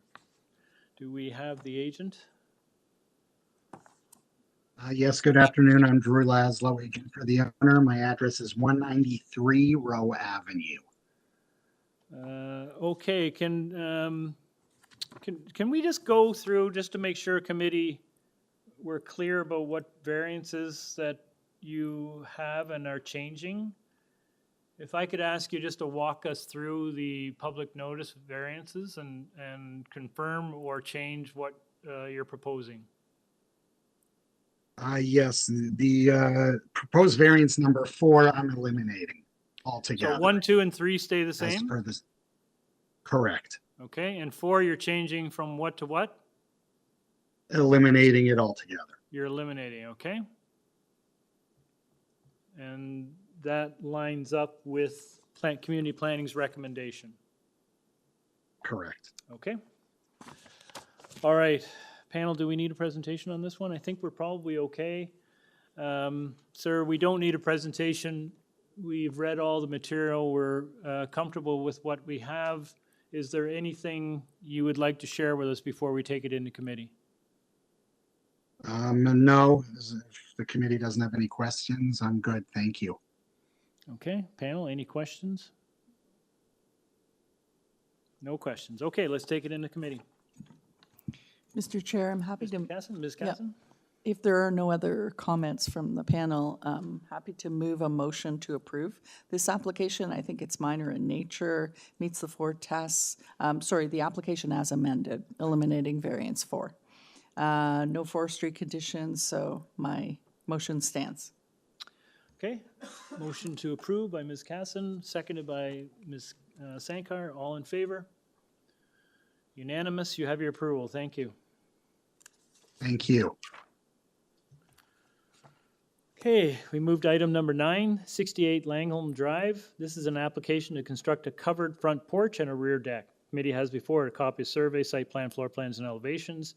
Previous committee decision dated October 22nd, 2020. Community planning report with conditions, transportation services report, no concerns, and a TRCA staff report with no concerns. We have no correspondence on this application. Do we have the agent? Mr. Chair, if I may, the applicant is present, however, they haven't enabled their microphone, so perhaps they can leave and rejoin to enable their microphone. We can go on to the next item. I'll do that. Okay. They are present, but we can't unmute them because they haven't enabled their You microphone. want to wait for them to recall in, or you want to go to the next one? Let's just go Next to the one? next one, yeah. So if the applicant, so the applicant for number 9, Jerson Daniel, rejoin and enable your microphone, please and thank you. Okay, we move on to item number 10. We'll return to item number 9 in a moment. Number 10 is 431 DELORAINE Avenue. This is an application to construct a new detached dwelling with an integral garage. Committee has before it a copy of survey, site plan, floor plans, and elevations, presentation materials from the agent, an arborist report from Thomas Watson, and an urban forestry report with recommending condition number 2. We have form letters in support from 427, 429, 433A, and 433B, DeLoraine, and 400 Melrose Avenue. Do we have the agent in person? Oh, hello, sir. How are you? Morning, Mr. Chair. Welcome. Mayor Manius, 1 Teakwood Grove. I'm the agent. Okay, just hang on a second. Folks, do we need a presentation? You like, no, we're okay? We're okay? Thank you for coming down. I almost feel sorry that the panel doesn't really need a presentation. Okay, We're pretty familiar with the application. Well, the owner's a bit comfortable- nervous. It does mean a lot to them because of their health condition. And course. some of the variances are related to that. But if committee doesn't have any questions, then I'll leave it to Well, that. we're happy with it, but before we go into committee for a decision, is there anything you'd like to share on behalf of your client? Well, so I typically don't ever apply for a front yard setback. So the reason for the application today in front of you is we do have that sliver, which is just the garage, which is actually toned on the screen. This is only the lower level of the house, which is to extend the garage further in order for the elevator to be accessible from the garage. So we needed an extra large garage due to the health condition of the family. And that's sort of what triggered about 4 variances because of it, the building length and all that other stuff. So I can get into detail of it, but I don't want to bore the committee with it. Well, no, we'll hold that. If panel has any questions, then you can elaborate further. Sure. Okay, panel, any questions of the speaker? We're okay? All right, sir, thank you very much. We'll take this into committee for a decision. Ms. Sankar? Yeah, through you, Mr. Chair, and if there are no questions from panel members or discussion, I think that this application is self-explanatory. There's also, no pressing concerns from any other staff entities for the city, and there's also 4 letters of support, and I accept the reasoning as to why this development is being done in the way it is. So I'll put forward a motion to approve this application, subject to forestry. Forestry condition number 2? All right, seconded by Mr. Allison. All in favor? That's unanimous. You have your approval, sir. Thank you for coming down. Okay, can we return to item number 9? No, not yet? Okay, we'll move on to item number 11. This is 200. Pfeffer from 50. Oh, Hold on, who's that? I'm Jim Pfeffer from Hold on a 54 second. Bellside. We'll be with you in just a minute. This is 200 St. Leonard's Avenue. This is an application to construct a new 2-story detached dwelling, rear deck and basement walkout. Committee has before a copy of survey, site plan, floor plans, and elevations. Revised plans received May 16, 2024. Cover letter from the agent, presentation materials from the agent, an arborist report from 5 Star Tree Care, and a tree plan.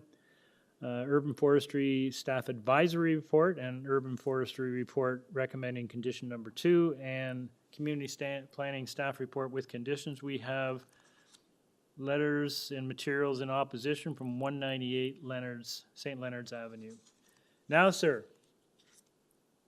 Oh, perfect. I'm Jim Pfeffer from 54 Bellside Drive. I'm happy to be presenting this project today. If you could bring up the presentation book. One thing I'd point out to the committee is that before we did any kind of development of this design, we reached out to community planning to talk to them about what they might consider acceptable for this lot and make sure that what we were designing meshed with those expectations from community planning. And that's why we've got this positive report today with those conditions.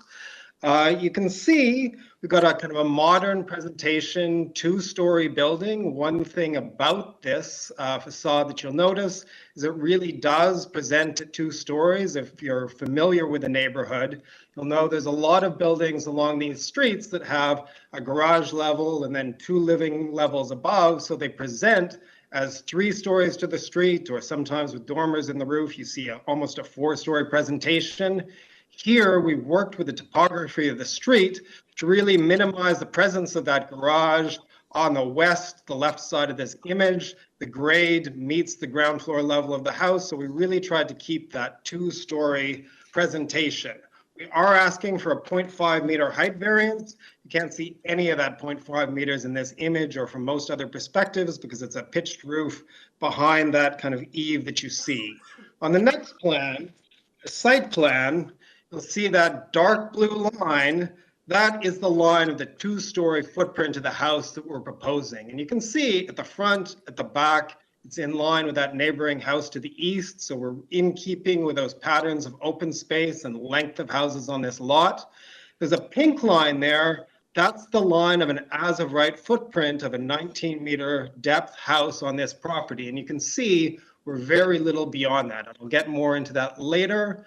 A lot of the length comes from beyond that blue line. We've got an extended basement. It's very common here to have a terrace in the back of the house. That terrace above, which we need a variance for, is next to the garage at 198. You can see that right there. And you can see that blue line of the existing garage in this property. On the next page, just to give you some context to these backyards, this lot slopes over 3 meters towards the back. And on the right, you can see some of those houses, neighboring houses. It's very common to have a balcony or a terrace behind the house to kind of extend the living space of the house at the ground floor. We're doing the same thing because it's at the ground floor level and these lots drop so far down. There's a bit of overlook, but on the right-hand side, that's that existing garage where our terrace is going to be. And you can see it's right next to the garage of 198. So there's no concern about overlook to that side where we're building the terrace, which also has a planter on the property line side. 2 pages down, you'll see an aerial view of the block, and you'll see in blue, that's the footprint that we're proposing. You can see it's very much in line with the length, the front yard and the backyard sort of lines up with the neighboring houses on this street. So we're very much in keeping with that pattern of length, depth, and patterns of open space. On the next page, you'll see some larger houses on the street. Second from the right on the top, you'll see $279. That's one of those houses I talked about that has a 4-story presentation. We're much more like 50 Daneswood to the left of that, where the garage is kind of recessed into the landscape a little bit, and we're really trying to keep that 2-story presentation. On the next page, you'll see some examples of the small-ish side yard setbacks. This neighborhood was built well before the passing of even the old North York spot zoning bylaw. So you'll see a lot of smaller side yard setbacks, both in the existing fabric and in variances granted by the committee. We're asking for 1.2 meters. It's very common in the neighborhood, and it's more than adequate for all of those things that you accomplish with side yard setbacks. And on the next page, I mentioned that pink line in the site plan. You can see we brought that up here as massing model. And you can see on the next page, that pink, that's an as of right envelope of a house. And you can see both at the roof line and to the rear of the house become very, very little beyond that as of right mass for this property. You can see the terrace there right beside the garage of 198 to the west. And if you go over the next couple of pages, you'll see how that looks in the side elevations of the house. You can see how we're sort of within that. And finally, we did a shadow study. And what the shadow study shows is that the shadows cast by this excess massing are really not impactful at all. So I'm happy to take any of your questions. All right, we have someone lined up to speak. Does anyone have any burning question before we? Okay, let's go to the first speaker.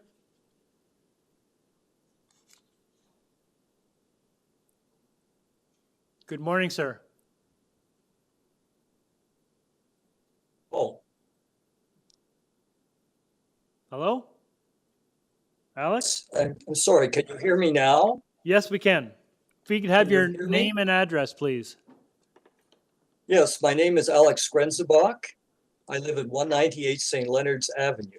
Great, thank you very much, sir. You have 5 minutes. Okay, thank you very much. the comments you've just heard, I'm afraid I have some serious disagreements with, because I've lived in the area all my life. And I do not think that it's that appropriate development for the area. He has somewhat cherry-picked the houses he showed you, and I can show you other houses in the immediate vicinity which have generous side yards, far less length and depth. So I would not agree with the suitability of the development for the area. In any case, thank you for this opportunity to present my comments and concerns regarding the proposed redevelopment at 200 St. Leonards. As I just said, I live immediately east to the west at 198 St. Leonards. When I spoke with the real estate agent several months ago, she indicated that the new owner of the subject property was keen to move into the area so his children could attend local schools and hoped to build a new house that would fit into the neighborhood. I felt encouraged at that time and hoped to discuss the development with the owner. But I must report that I've had no meaningful discussion with either the architect or the owner. In fact, my first view of the plans was when the notice of this hearing was received in the mail. This is a very complex proposal, and for a non-professional such as myself, getting a clear understanding of the proposal has proved very difficult. Fortunately, though, I have a colleague, a professional planner, whose expertise and assistance have been invaluable to me. Today, I'm requesting a deferral of this request for minor variances for several reasons, which I will now provide to you. First, there is an important issue of procedural fairness. In good faith, I submitted my comments and presentation on May the 15th as required, only to find that on May the 18th, new plans dated May the 16th were posted to the AIC, thus invalidating some of my comments. So the presentation you may be seeing on the screen right now is no longer valid. These revised plans were hastily produced because, as my colleague, a professional planner, had pointed out additional required variances in the plan to the plan examiner. And then the architect responded by modifying the plans to eliminate the variances. Even I noted various errors and omissions. For example, missing dimensions on the west elevation and the absence of a south or front elevation, which, as it turned out, has been changed but didn't show on the plans as distributed. There's been insufficient time to analyze these new plans, but it's clear that the house presents a very different street view, the one you saw, from the one that was originally proposed in the earlier plans. Also, the applicant in his duty under Ontario Regulation 200/96 to post a public hearing notice at 200 St. Leonards for at least 10 days prior to the Committee of Adjustment hearing. The notice was posted on the storm door in accordance with regulations, but by May the 15th, it had fallen to the porch, and it remained there until yesterday morning when it was reattached. There are JPEG images available showing the front door and porch for May the 11th, 15th, 17th, 18th, and 20th, which show the situation with the notice. And these are available in the correspondence file on the AIC. No sign was visible from May the 15th to May 21st, that's 7 days. So it's only visible for 3 days out of the 10 required days. I do not see how the hearing can properly proceed today based on this procedural failure. The reason for deferral makes perfect sense because it gives me an opportunity to better understand the new plans, which have just recently been made available. Some of my key concerns which need to be addressed include the length of the building, the height of the sidewalls, the side yard setback, and various landscape features. As mentioned, there's been no consultation with the owner, and a deferral would give an ample opportunity to understand the proposal now in front of us. In addition, the community planner would have an opportunity to review the new plans and rewrite the report as appropriate. The community planner's report has limited value as it refers to a different set of plans, the original set of plans. So thank you very much for your attention. Great, thank you, sir. Panel, any questions of the speaker? Okay, we have the agent back, please. Hello. So, I Mr. am Pfeffer, aware that the Mr. sign is Pfeffer, on- before you begin, the previous speaker just indicated that there's been no consultation at all with him. Can you confirm that? I know that the owner did try and reach out to the neighborhoods, though I'm not aware of any contact that the owner had with this particular neighbor. I know in the cover letter, which was submitted to the committee, sometime, well before the 2-week window, there's an invitation at the bottom of that letter for anyone to call me on my cell phone, the number which is listed there. And I haven't received any calls. And I myself have not reached out to this neighbor directly. All right. You have 5 minutes then to respond to the concerns you've heard, including the neighbor's request for a deferral. Yeah, so we, like the application, Jenny, the application technician on the file, called me yesterday noting that the sign was down. I guess the neighbor said it was on the front porch. And we had the sign, remounted and a photo taken and sent in within a couple of hours. And I'm not sure about any other sort of non-mounting of the sign.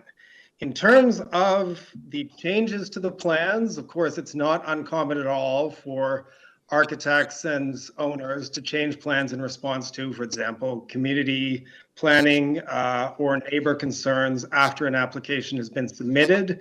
In this case, there were 2 separate occasions in which the zoning examiner identified missing variances.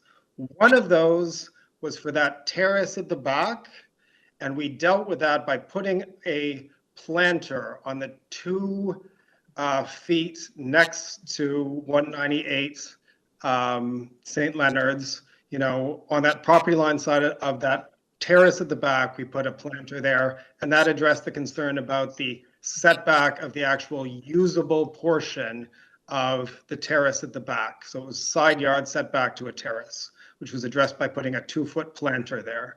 And then the second variance came yesterday. The plans examiner said, oh, your main wall height is too high, so we lowered the eave of the house. And again, nothing about the building envelope has changed. Nothing about the terraces, the windows, the front fenestration, nothing about what the committee has before it today has changed in these revised plans. It's adding that planter at the rear terrace. And yesterday we sent in plans lowering the eave line because the zoning examiner had missed a variance for the height of the eave, essentially, which is related to that main wall height variance. And the other concerns, I mean, there's no real issue, I think, to that house. We're building a house very much in keeping with the side yard setbacks. There's still a very generous separation distance between our house and his house. There's no overlook from that terrace. I think what we're proposing here is not going to have any negative impact at all on that house at 198 St. Leonard's. And I'm really happy to take any questions. Okay, thank you. Panel, any questions? Oh, sorry, Jordan? I just wanted to probably add a few questions for the applicant with respect to the condition that's created between the proposal and the adjacent neighbor that wrote in or that spoke today with concern. And the reason I ask is because it is a bit of a unique condition. I'll just point out 2 characteristics. One, there is an apparent step back, an increased front yard setback on that dwelling. So first question for the applicant is, why disregard the averaging and just take off the setback of the building that's closer to the street? And the other unique condition is that the fact that the resident at 198, the way that their house is oriented is such that the front elevation really is the side elevation. So I have a little bit of concern with respect to the impact that may be created as a result of an a reduced side yard setback in combination with the increased building length as a result of the reduced front yard setback, and as well adding in some of the building height there. And I might also add, I have a little bit of concern with respect to the window alignment. Maybe the applicant can speak to that. There seems to be a pretty large 3-story glass window that almost aligns, if I'm not mistaken, directly with the front door of the adjacent property. So perhaps the agent may speak to that as well.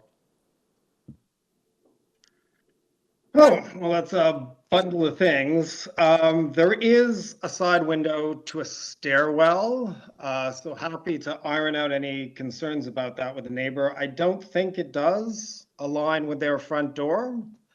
I think it's more in the middle of the house, and you can see their house is kind of more forward. I think in terms of the front yard setback, I mean, I think if you take a look at, page 6 of that presentation we have, we did align with the neighboring house to the east, which is also, if you, the presentation, oh yeah, you're looking at for that side window. If you just go down one more page, you'll see that, one more page down. Yeah, you'll see that's the stairwell window. And one thing I'd point out to the member is that side stairwell window is not beside a landing, but it's beside a flight of steps. So it's not like anyone is standing on that landing, lingering, looking out. That's really just a passage. There's not going to be anyone staring out that window, and I assume the owner doesn't want anyone watching them go up the stairs either. So if you take a look at page 6 of the presentation booklet I have, you'll really see the pattern of front setbacks along this block. And it's not on this page. This is the plans that the committee has before them. It would be helpful if we can pull that up. What we decided is it was appropriate to keep the overall street wall of the block as opposed to applying the average when that house at 198 was really more of an outlier. Like you can see 200, 206, 210, 214, 218, 222. You can see we're really continuing the line of those houses. And I think it would be far more impactful to kind of push the house back rather than have that setback in the front, which is, I think, in keeping with a consistent street line. And I don't think we're creating any negative impact on that owner, either for view, and I know we aren't creating any additional impact for shadowing because we did do that shadow study, which is one of our last pages. And I think if you just take a look a couple of pages back, and I know the owner at 198 also sent in some photos of his house. But I think if you take a look at our page 5, so just one page back here, you'll see that existing condition. You'll see the existing house that's there at 200 St. Leonard's is that bungalow. So that bungalow is obviously not very much in keeping with the character of the neighborhood that's here now. And of course, when that bungalow gets replaced by a new house, that's going to be, it's going to be a bit of a change. But it's not a change beyond what the bylaw contemplates. And whether, the sidewall of the new house that goes there is 30 centimeters more or less in one direction isn't necessarily going to be impactful either. I can see that owner does have a porch facing their east side lot line, but, the fact that they've got this view into this bungalow right now doesn't guarantee that they're going to have a view into a very, low roof bungalow, going forward into the future. I think what we're asking for here is not any different from what is contemplated in the bylaw, and I think any sort of new development would have an impact, essentially the same. And it could be that case entirely in keeping with with what the bylaw requires.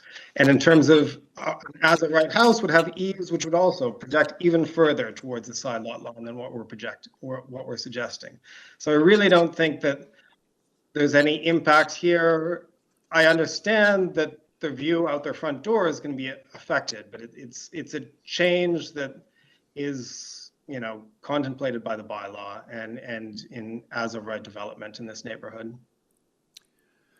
Okay, thank you. I will weigh in. I share my colleague, Mr. Allison's concerns on this application. I do note that there is a side yard setback on the west side, which again is going to have an impact on the adjacent neighbor. But I think mostly what I'm concerned about is this is a rather large development. And I would have expected that either you or your client would have had substantive discussions with this neighbor, at least to take him through what the application is and look for opportunities to mitigate the impact on him. So I wonder, panel, whether you guys are open to a deferral to allow those discussions to happen. Is that something that the panel is open to? I see heads nodding. I think that might be the appropriate course of action in this case. Mr. Pfeffer, the panel is leaning towards deferring this application to have some further discussions, or at least discussions at all, with the adjacent neighbor. How would you respond to that? Yeah, absolutely. I think we'd be open to that. I think that might happy be, to accept a deferral. yeah, I think that might be the best course of action in this instance. I mean, I think the adjacent neighbor has some reasonable concerns, and perhaps through discussion, some of those concerns might be addressed. Okay, we'll take this into committee. Can someone make a motion? Mr. Allison? Thank you. Through you, Mr. Chair, I'm happy to bring a motion to defer the subject application to allow the applicant time to work with the neighbors, particularly the neighbor to the immediate West. Yeah. Okay. And thank you. Motion to defer by Mr. Allison. I have a seconder. Ms. Sankar, all in favor? This application is deferred. Thank you. Thank you. Can we go back to item number 9? Okay. Folks going to call it up. This is 68 Langholm Drive. I've already read this into the record. Do we have the agent here? Mr. Benyos? Whoop, pardon me. Mr. Daniel. Pardon me, Mr. Daniel. Did we lose Mr. Daniel?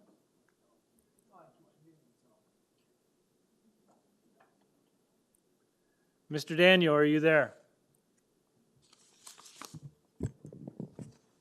Mr. Chair, we're having issues right now. The applicant keeps muting himself, so if they would allow staff to do that.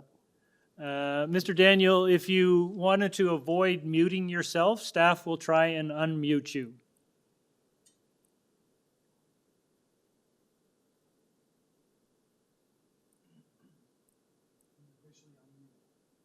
Sir, you are unmuted. Are you there?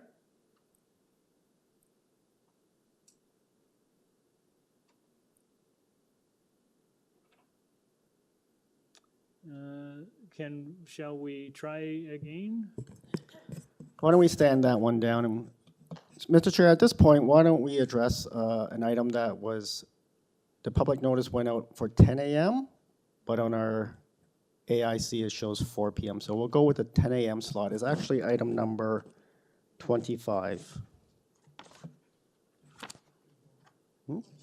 Okay. We are making a slight adjustment to the agenda. Do we have the applicant for number 25 here? Sorry, Mr. Chair? Do we Sorry. have the agent for is it 17? We do. At this point, maybe we can just ensure that the members can open the package because it is actually in the 4. Okay, this is time binder slot. 2, guys.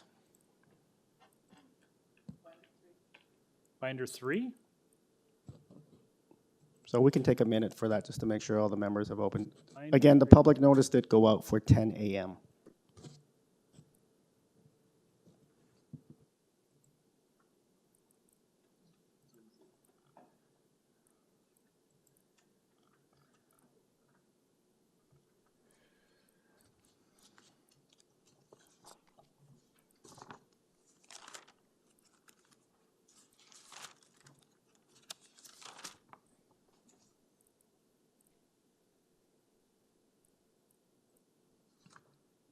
Okay, folks, has everyone got it in your materials? Everyone ready? Nadini, you ready? Okay, do we have the agent? Good morning. It's Glenn Rubinoff representing the owner. Okay, just hang on a second. I'm just going to read your application into the record. This is a 17 CAVOTTI Crescent.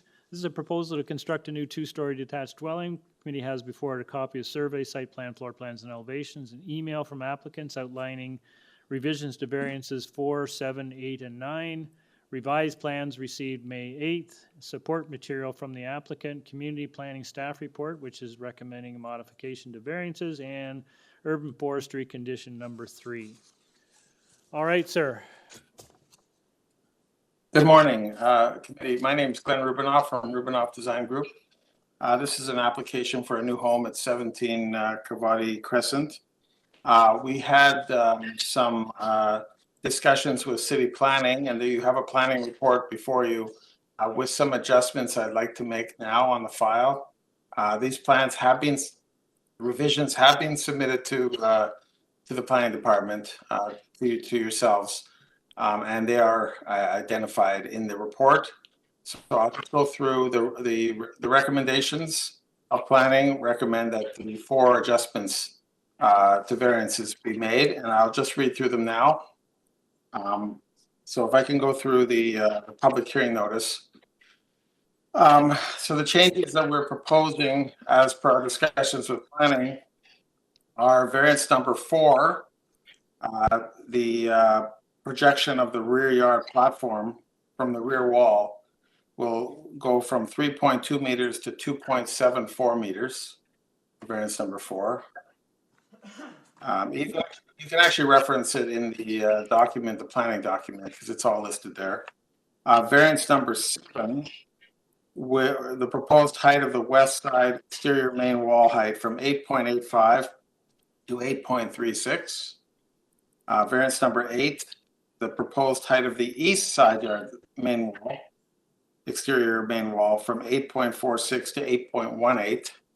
And variance number 9, the proposed area of the rear yard platform at the 2nd story from 8.6 square meters to 6.37 square meters. Those are the 4 changes that we discussed with planning that they were satisfied with. And the application in all other respects remains the same. And as I mentioned, the plans have been submitted to planning and are the current plans before you now. Thank you. Can you Thank just, you. Can you just restate the changes to number 4, please? So variance number 4 would be changed from 3.2 meters to 2.74 meters. The variance number 7 would be changed from 8.85 to 8.36. Variance number 8 from 8.46 to 8.18. And variance number 9 reduced from 8.6 square meters to 6.37 square meters. Okay, great, thank you. All right, panel, any questions of the speaker? Mehdi? Oh, sorry, Jordan. I'm gonna raise a question again about just building typology. This site's located within Bathurst Manor. Maybe the applicant, there hasn't been a lot of development compared to some of the other neighborhoods that we've been looking at. and I'm having trouble finding an example within the immediate context that relates to the variances that are being proposed today. Okay, do you have the map that we provided of the area? We did provide a map with some comparables in the area to give you some context of variable, yeah, that map there. It does indicate comparable coverage, side yard, wall height, variances approved in the area through committee. The city planning staff, when they did their review with us, they did point out that the other variants proposed, so other than the ones we changed, meet the intent of the official plan. And they felt that the proposal we're doing were minor. I do understand that each of these applications go forward based on their own merits. I feel that the impact of this is minor on the adjacent neighbors. Some of them are more technical, but we did try to minimize the impact, the reductions that we made with planning. Thank you. Jordan, you good with that? Yeah, I did review the applicant's supporting material, and I thank the applicant for submitting photographs of some of the examples that were brought up. But again, all of the examples that brought up manifest in a completely different typology. You know, and in most cases, they're two-story homes. We've seen this typology before, and I'm not adverse to it, but I want to make sure that we're not opening the floodgates within Bathurst Manor now to a new building typology. You've got a garage with two stories stacked on top. All of the examples are two-story buildings with an integral garage with one story above. In this case, 2 stories above, and a lot of variances to facilitate that building typology. So I mean that's where my concern's coming from on this. I do understand. Yeah, no, I do understand, Mr. Allison. Where the examples were, yes, it is an area where there's been some change. There's a number of applications that are actually in the committee now with similar type of typologies to what we've proposed.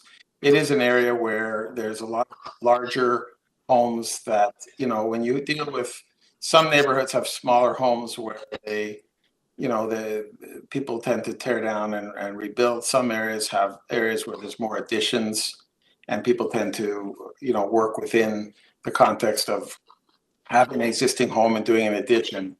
But we did look at the overall bylaws, which do have height restrictions, length and side yard. And you know, I understand the concern, but it was scrutinized by planning, who, you know, in their opinion, they felt that this was not going to have that adverse effect on the neighborhood. You know, the garage and the 2 levels above, it's still by definition through the zoning review process a 2-story house. It's just that it accommodates some of the needs of our clients, just with regards to the footprint. But we are sensitive to the neighborhood, and we did speak with neighbors, and there was no concerns expressed by them. Thank you. If I just to hone in a little bit, I think specifically just looking at the figure ground map, it's actually the last 2 items on the legend, the wall height and the first floor height, where I think is where my concern comes from. Just looking at the examples that were provided, I'm having trouble finding support of these variances based, I mean, solely on a lack of precedent within the Bathurst Manor.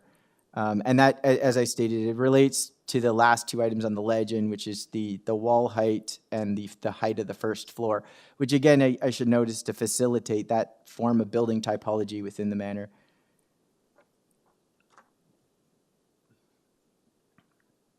Okay, you know, I know that precedents play a role in an area, but sometimes areas have, like I said, are starting to redevelop. They haven't had the same kind of, it depends on the lot sizes, the lot frontages. You know, there's some wide lots where we typically do a traditional two-story house. But there are, you know, things related to height.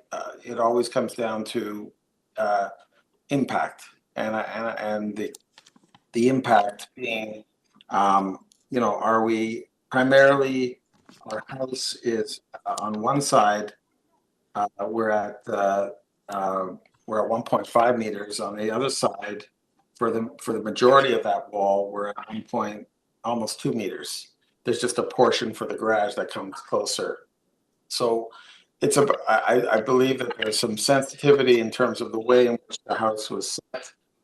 That we're not trying to make it super wide or super high, but architecturally, you know, we don't generally look at the, we look at the bylaw and what's permitted. We look at the client's needs. We don't typically look at whether or not there's if they want to choose to have a design that incorporates a garage at the ground and then 2 levels above, if it can work. I do realize that some of the variances are caused by that. I'm not saying they aren't, but we've tried to minimize them so that they're not setting a precedent for the area. And we are sensitive to that. And I know that planning did reach out to us early on, and we did our very best to address their concerns. Okay, thank you. Thank you. Okay, anyone else have any questions? All right, thank you, sir. We will take this into committee. Anyone want to start?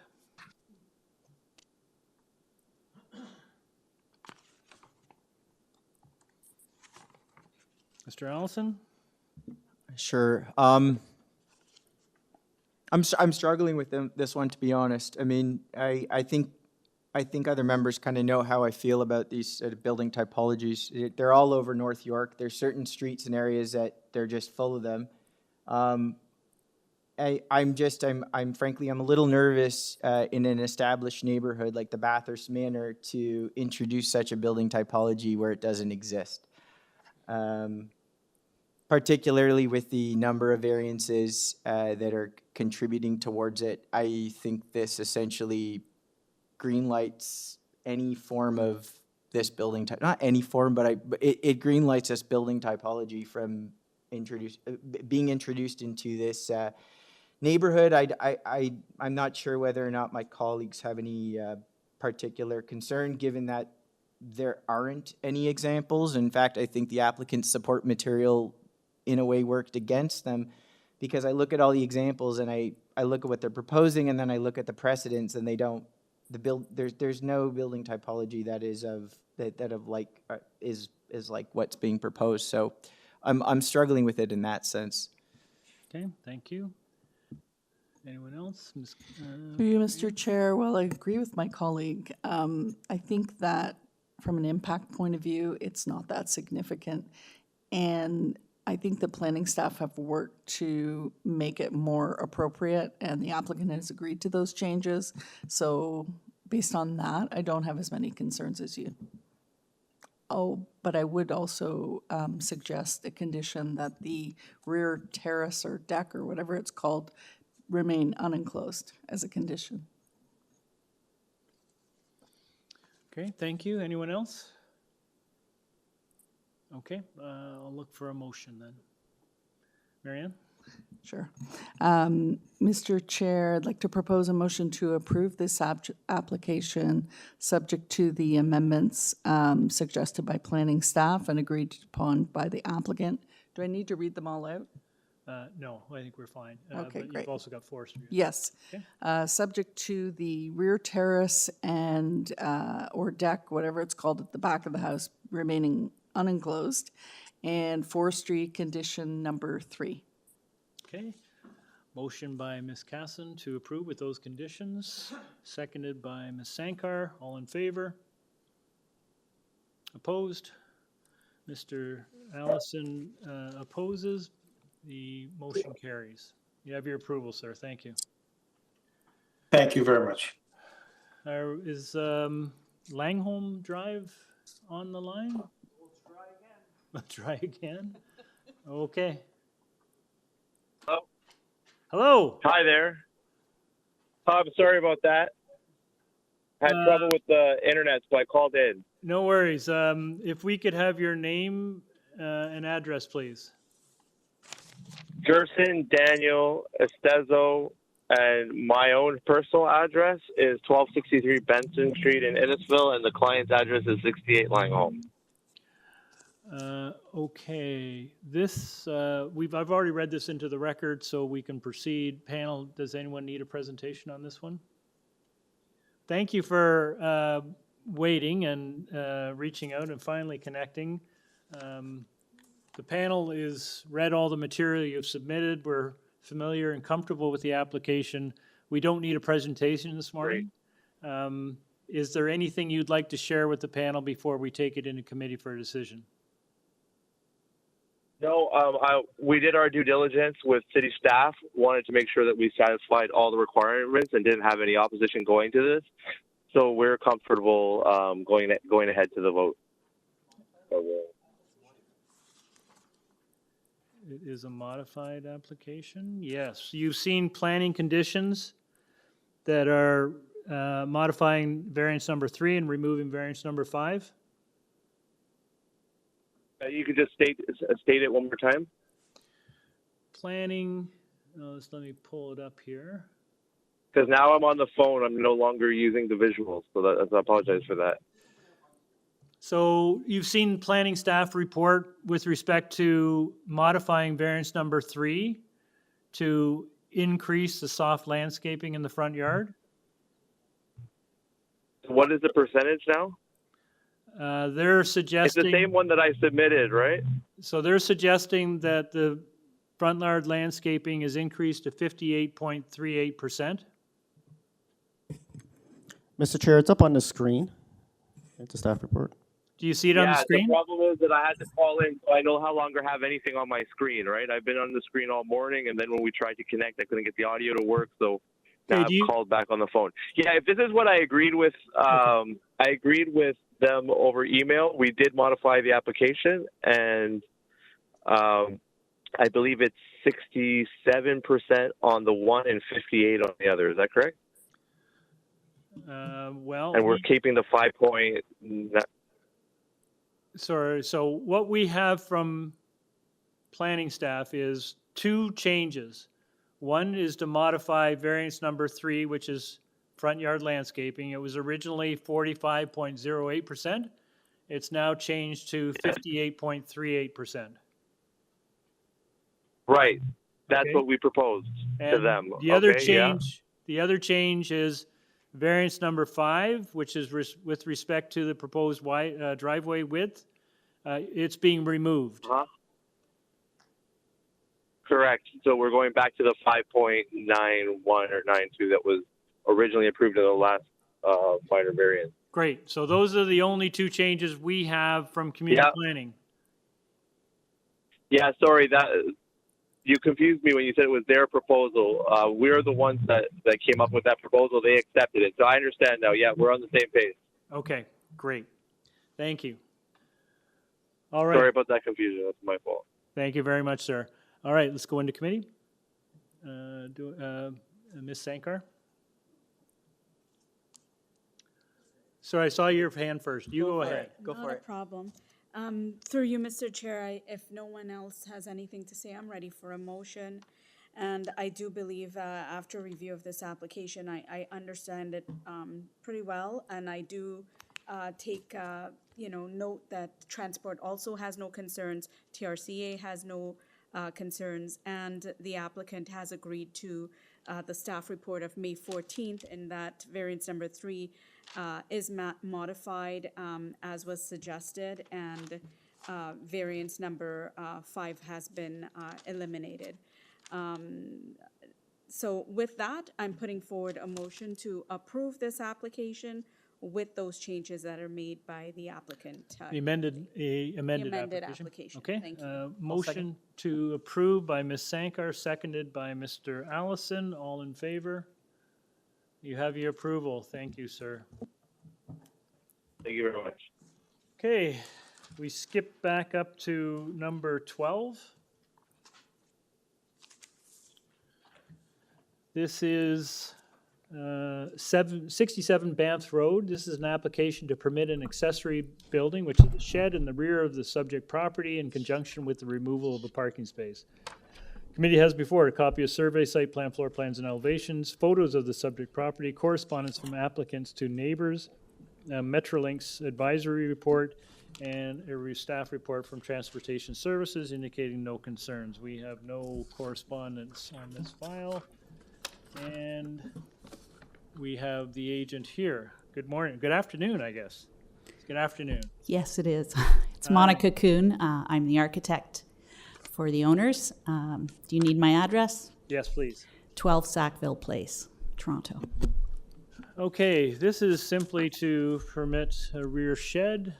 Well, the shed is already there, and we have a permit for it, actually, but the way that it was built was that it was too close to the back property line, and we would like to maintain it there. So it's the rear yard setback for that storage building that we'd like to maintain. And the other thing is that there's a shared driveway, and it's very tight, and there used to be 2 garages, but you cannot get a car back there. You cannot turn around.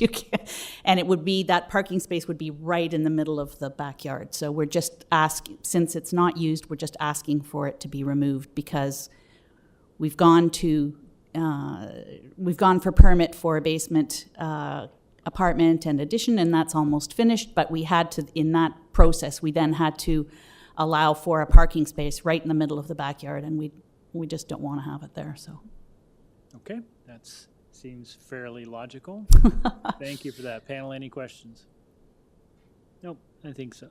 Thank you very much. We'll take this into committee. That's fine. Fairly straightforward. Ms. Sankar? Just a quick question for you, Mr. Chair, and for committee members. With Metrolinx, that's sort of like been a new development where I've been seeing a lot more of their advisory comments.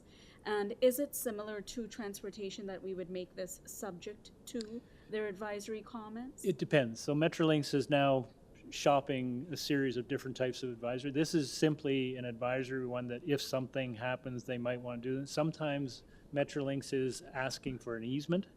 Right. In respect of a future transit construction. In this case, it's just advisory. I don't think we need to make this one a condition, but there are some that we do. That we do. Okay, so Okay. it really depends. Yeah, in this case, it's just an advisory. We don't have to make it a condition. Okay. If there are no other comments, I can do a motion. Please do. Okay. Through you, Mr. Chair, thank you for that explanation.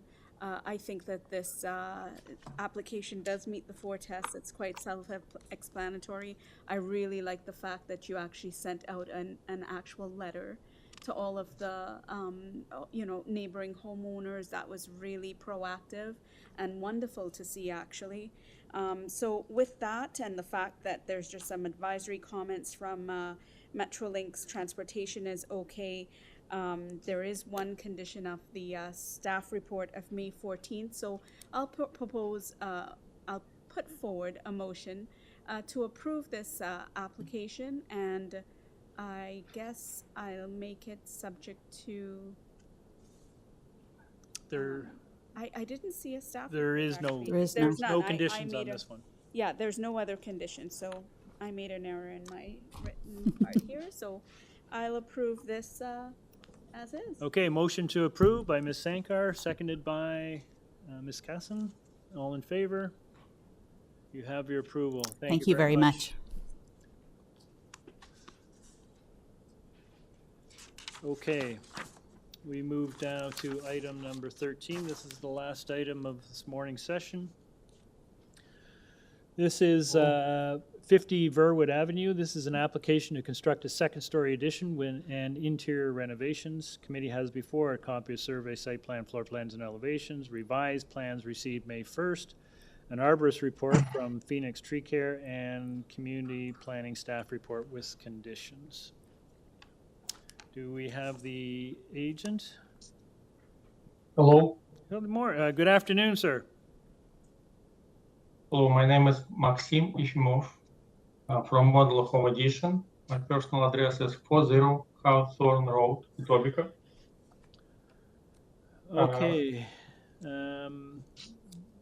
Panel, does anyone need a presentation on this one? I think it's fairly straightforward, just a minor variances. No? All right, sir. We've read all the information you've submitted. We're familiar with the application. We don't need a presentation today. Is there anything you'd like to share with the panel before we take it into committee for a decision? So, not really those three minor adjustments. So they are all applicable to the existing house. So just building up the second floor addition, and that's it. Okay, panel, any questions?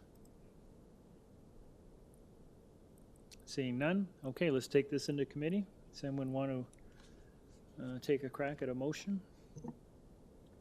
Mehdi? Through you, Mr. Chair, I'd be happy to make a motion. This is very straightforward application, meet the 4 tests. So I'd like to make a motion to approve with the condition of planning staff report, which is the front yard setback to be developed substantially in accordance with site plan. Okay. Motion to approve with that condition by Mr. Marzari, seconded by Ms. Sankar. All in favor? That's unanimous. You have your approval, sir. Thank you very much. Thank you. Okay, we are done the morning session. We will return at 2 o'clock, Simon?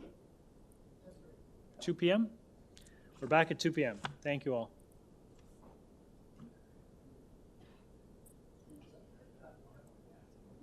Okay.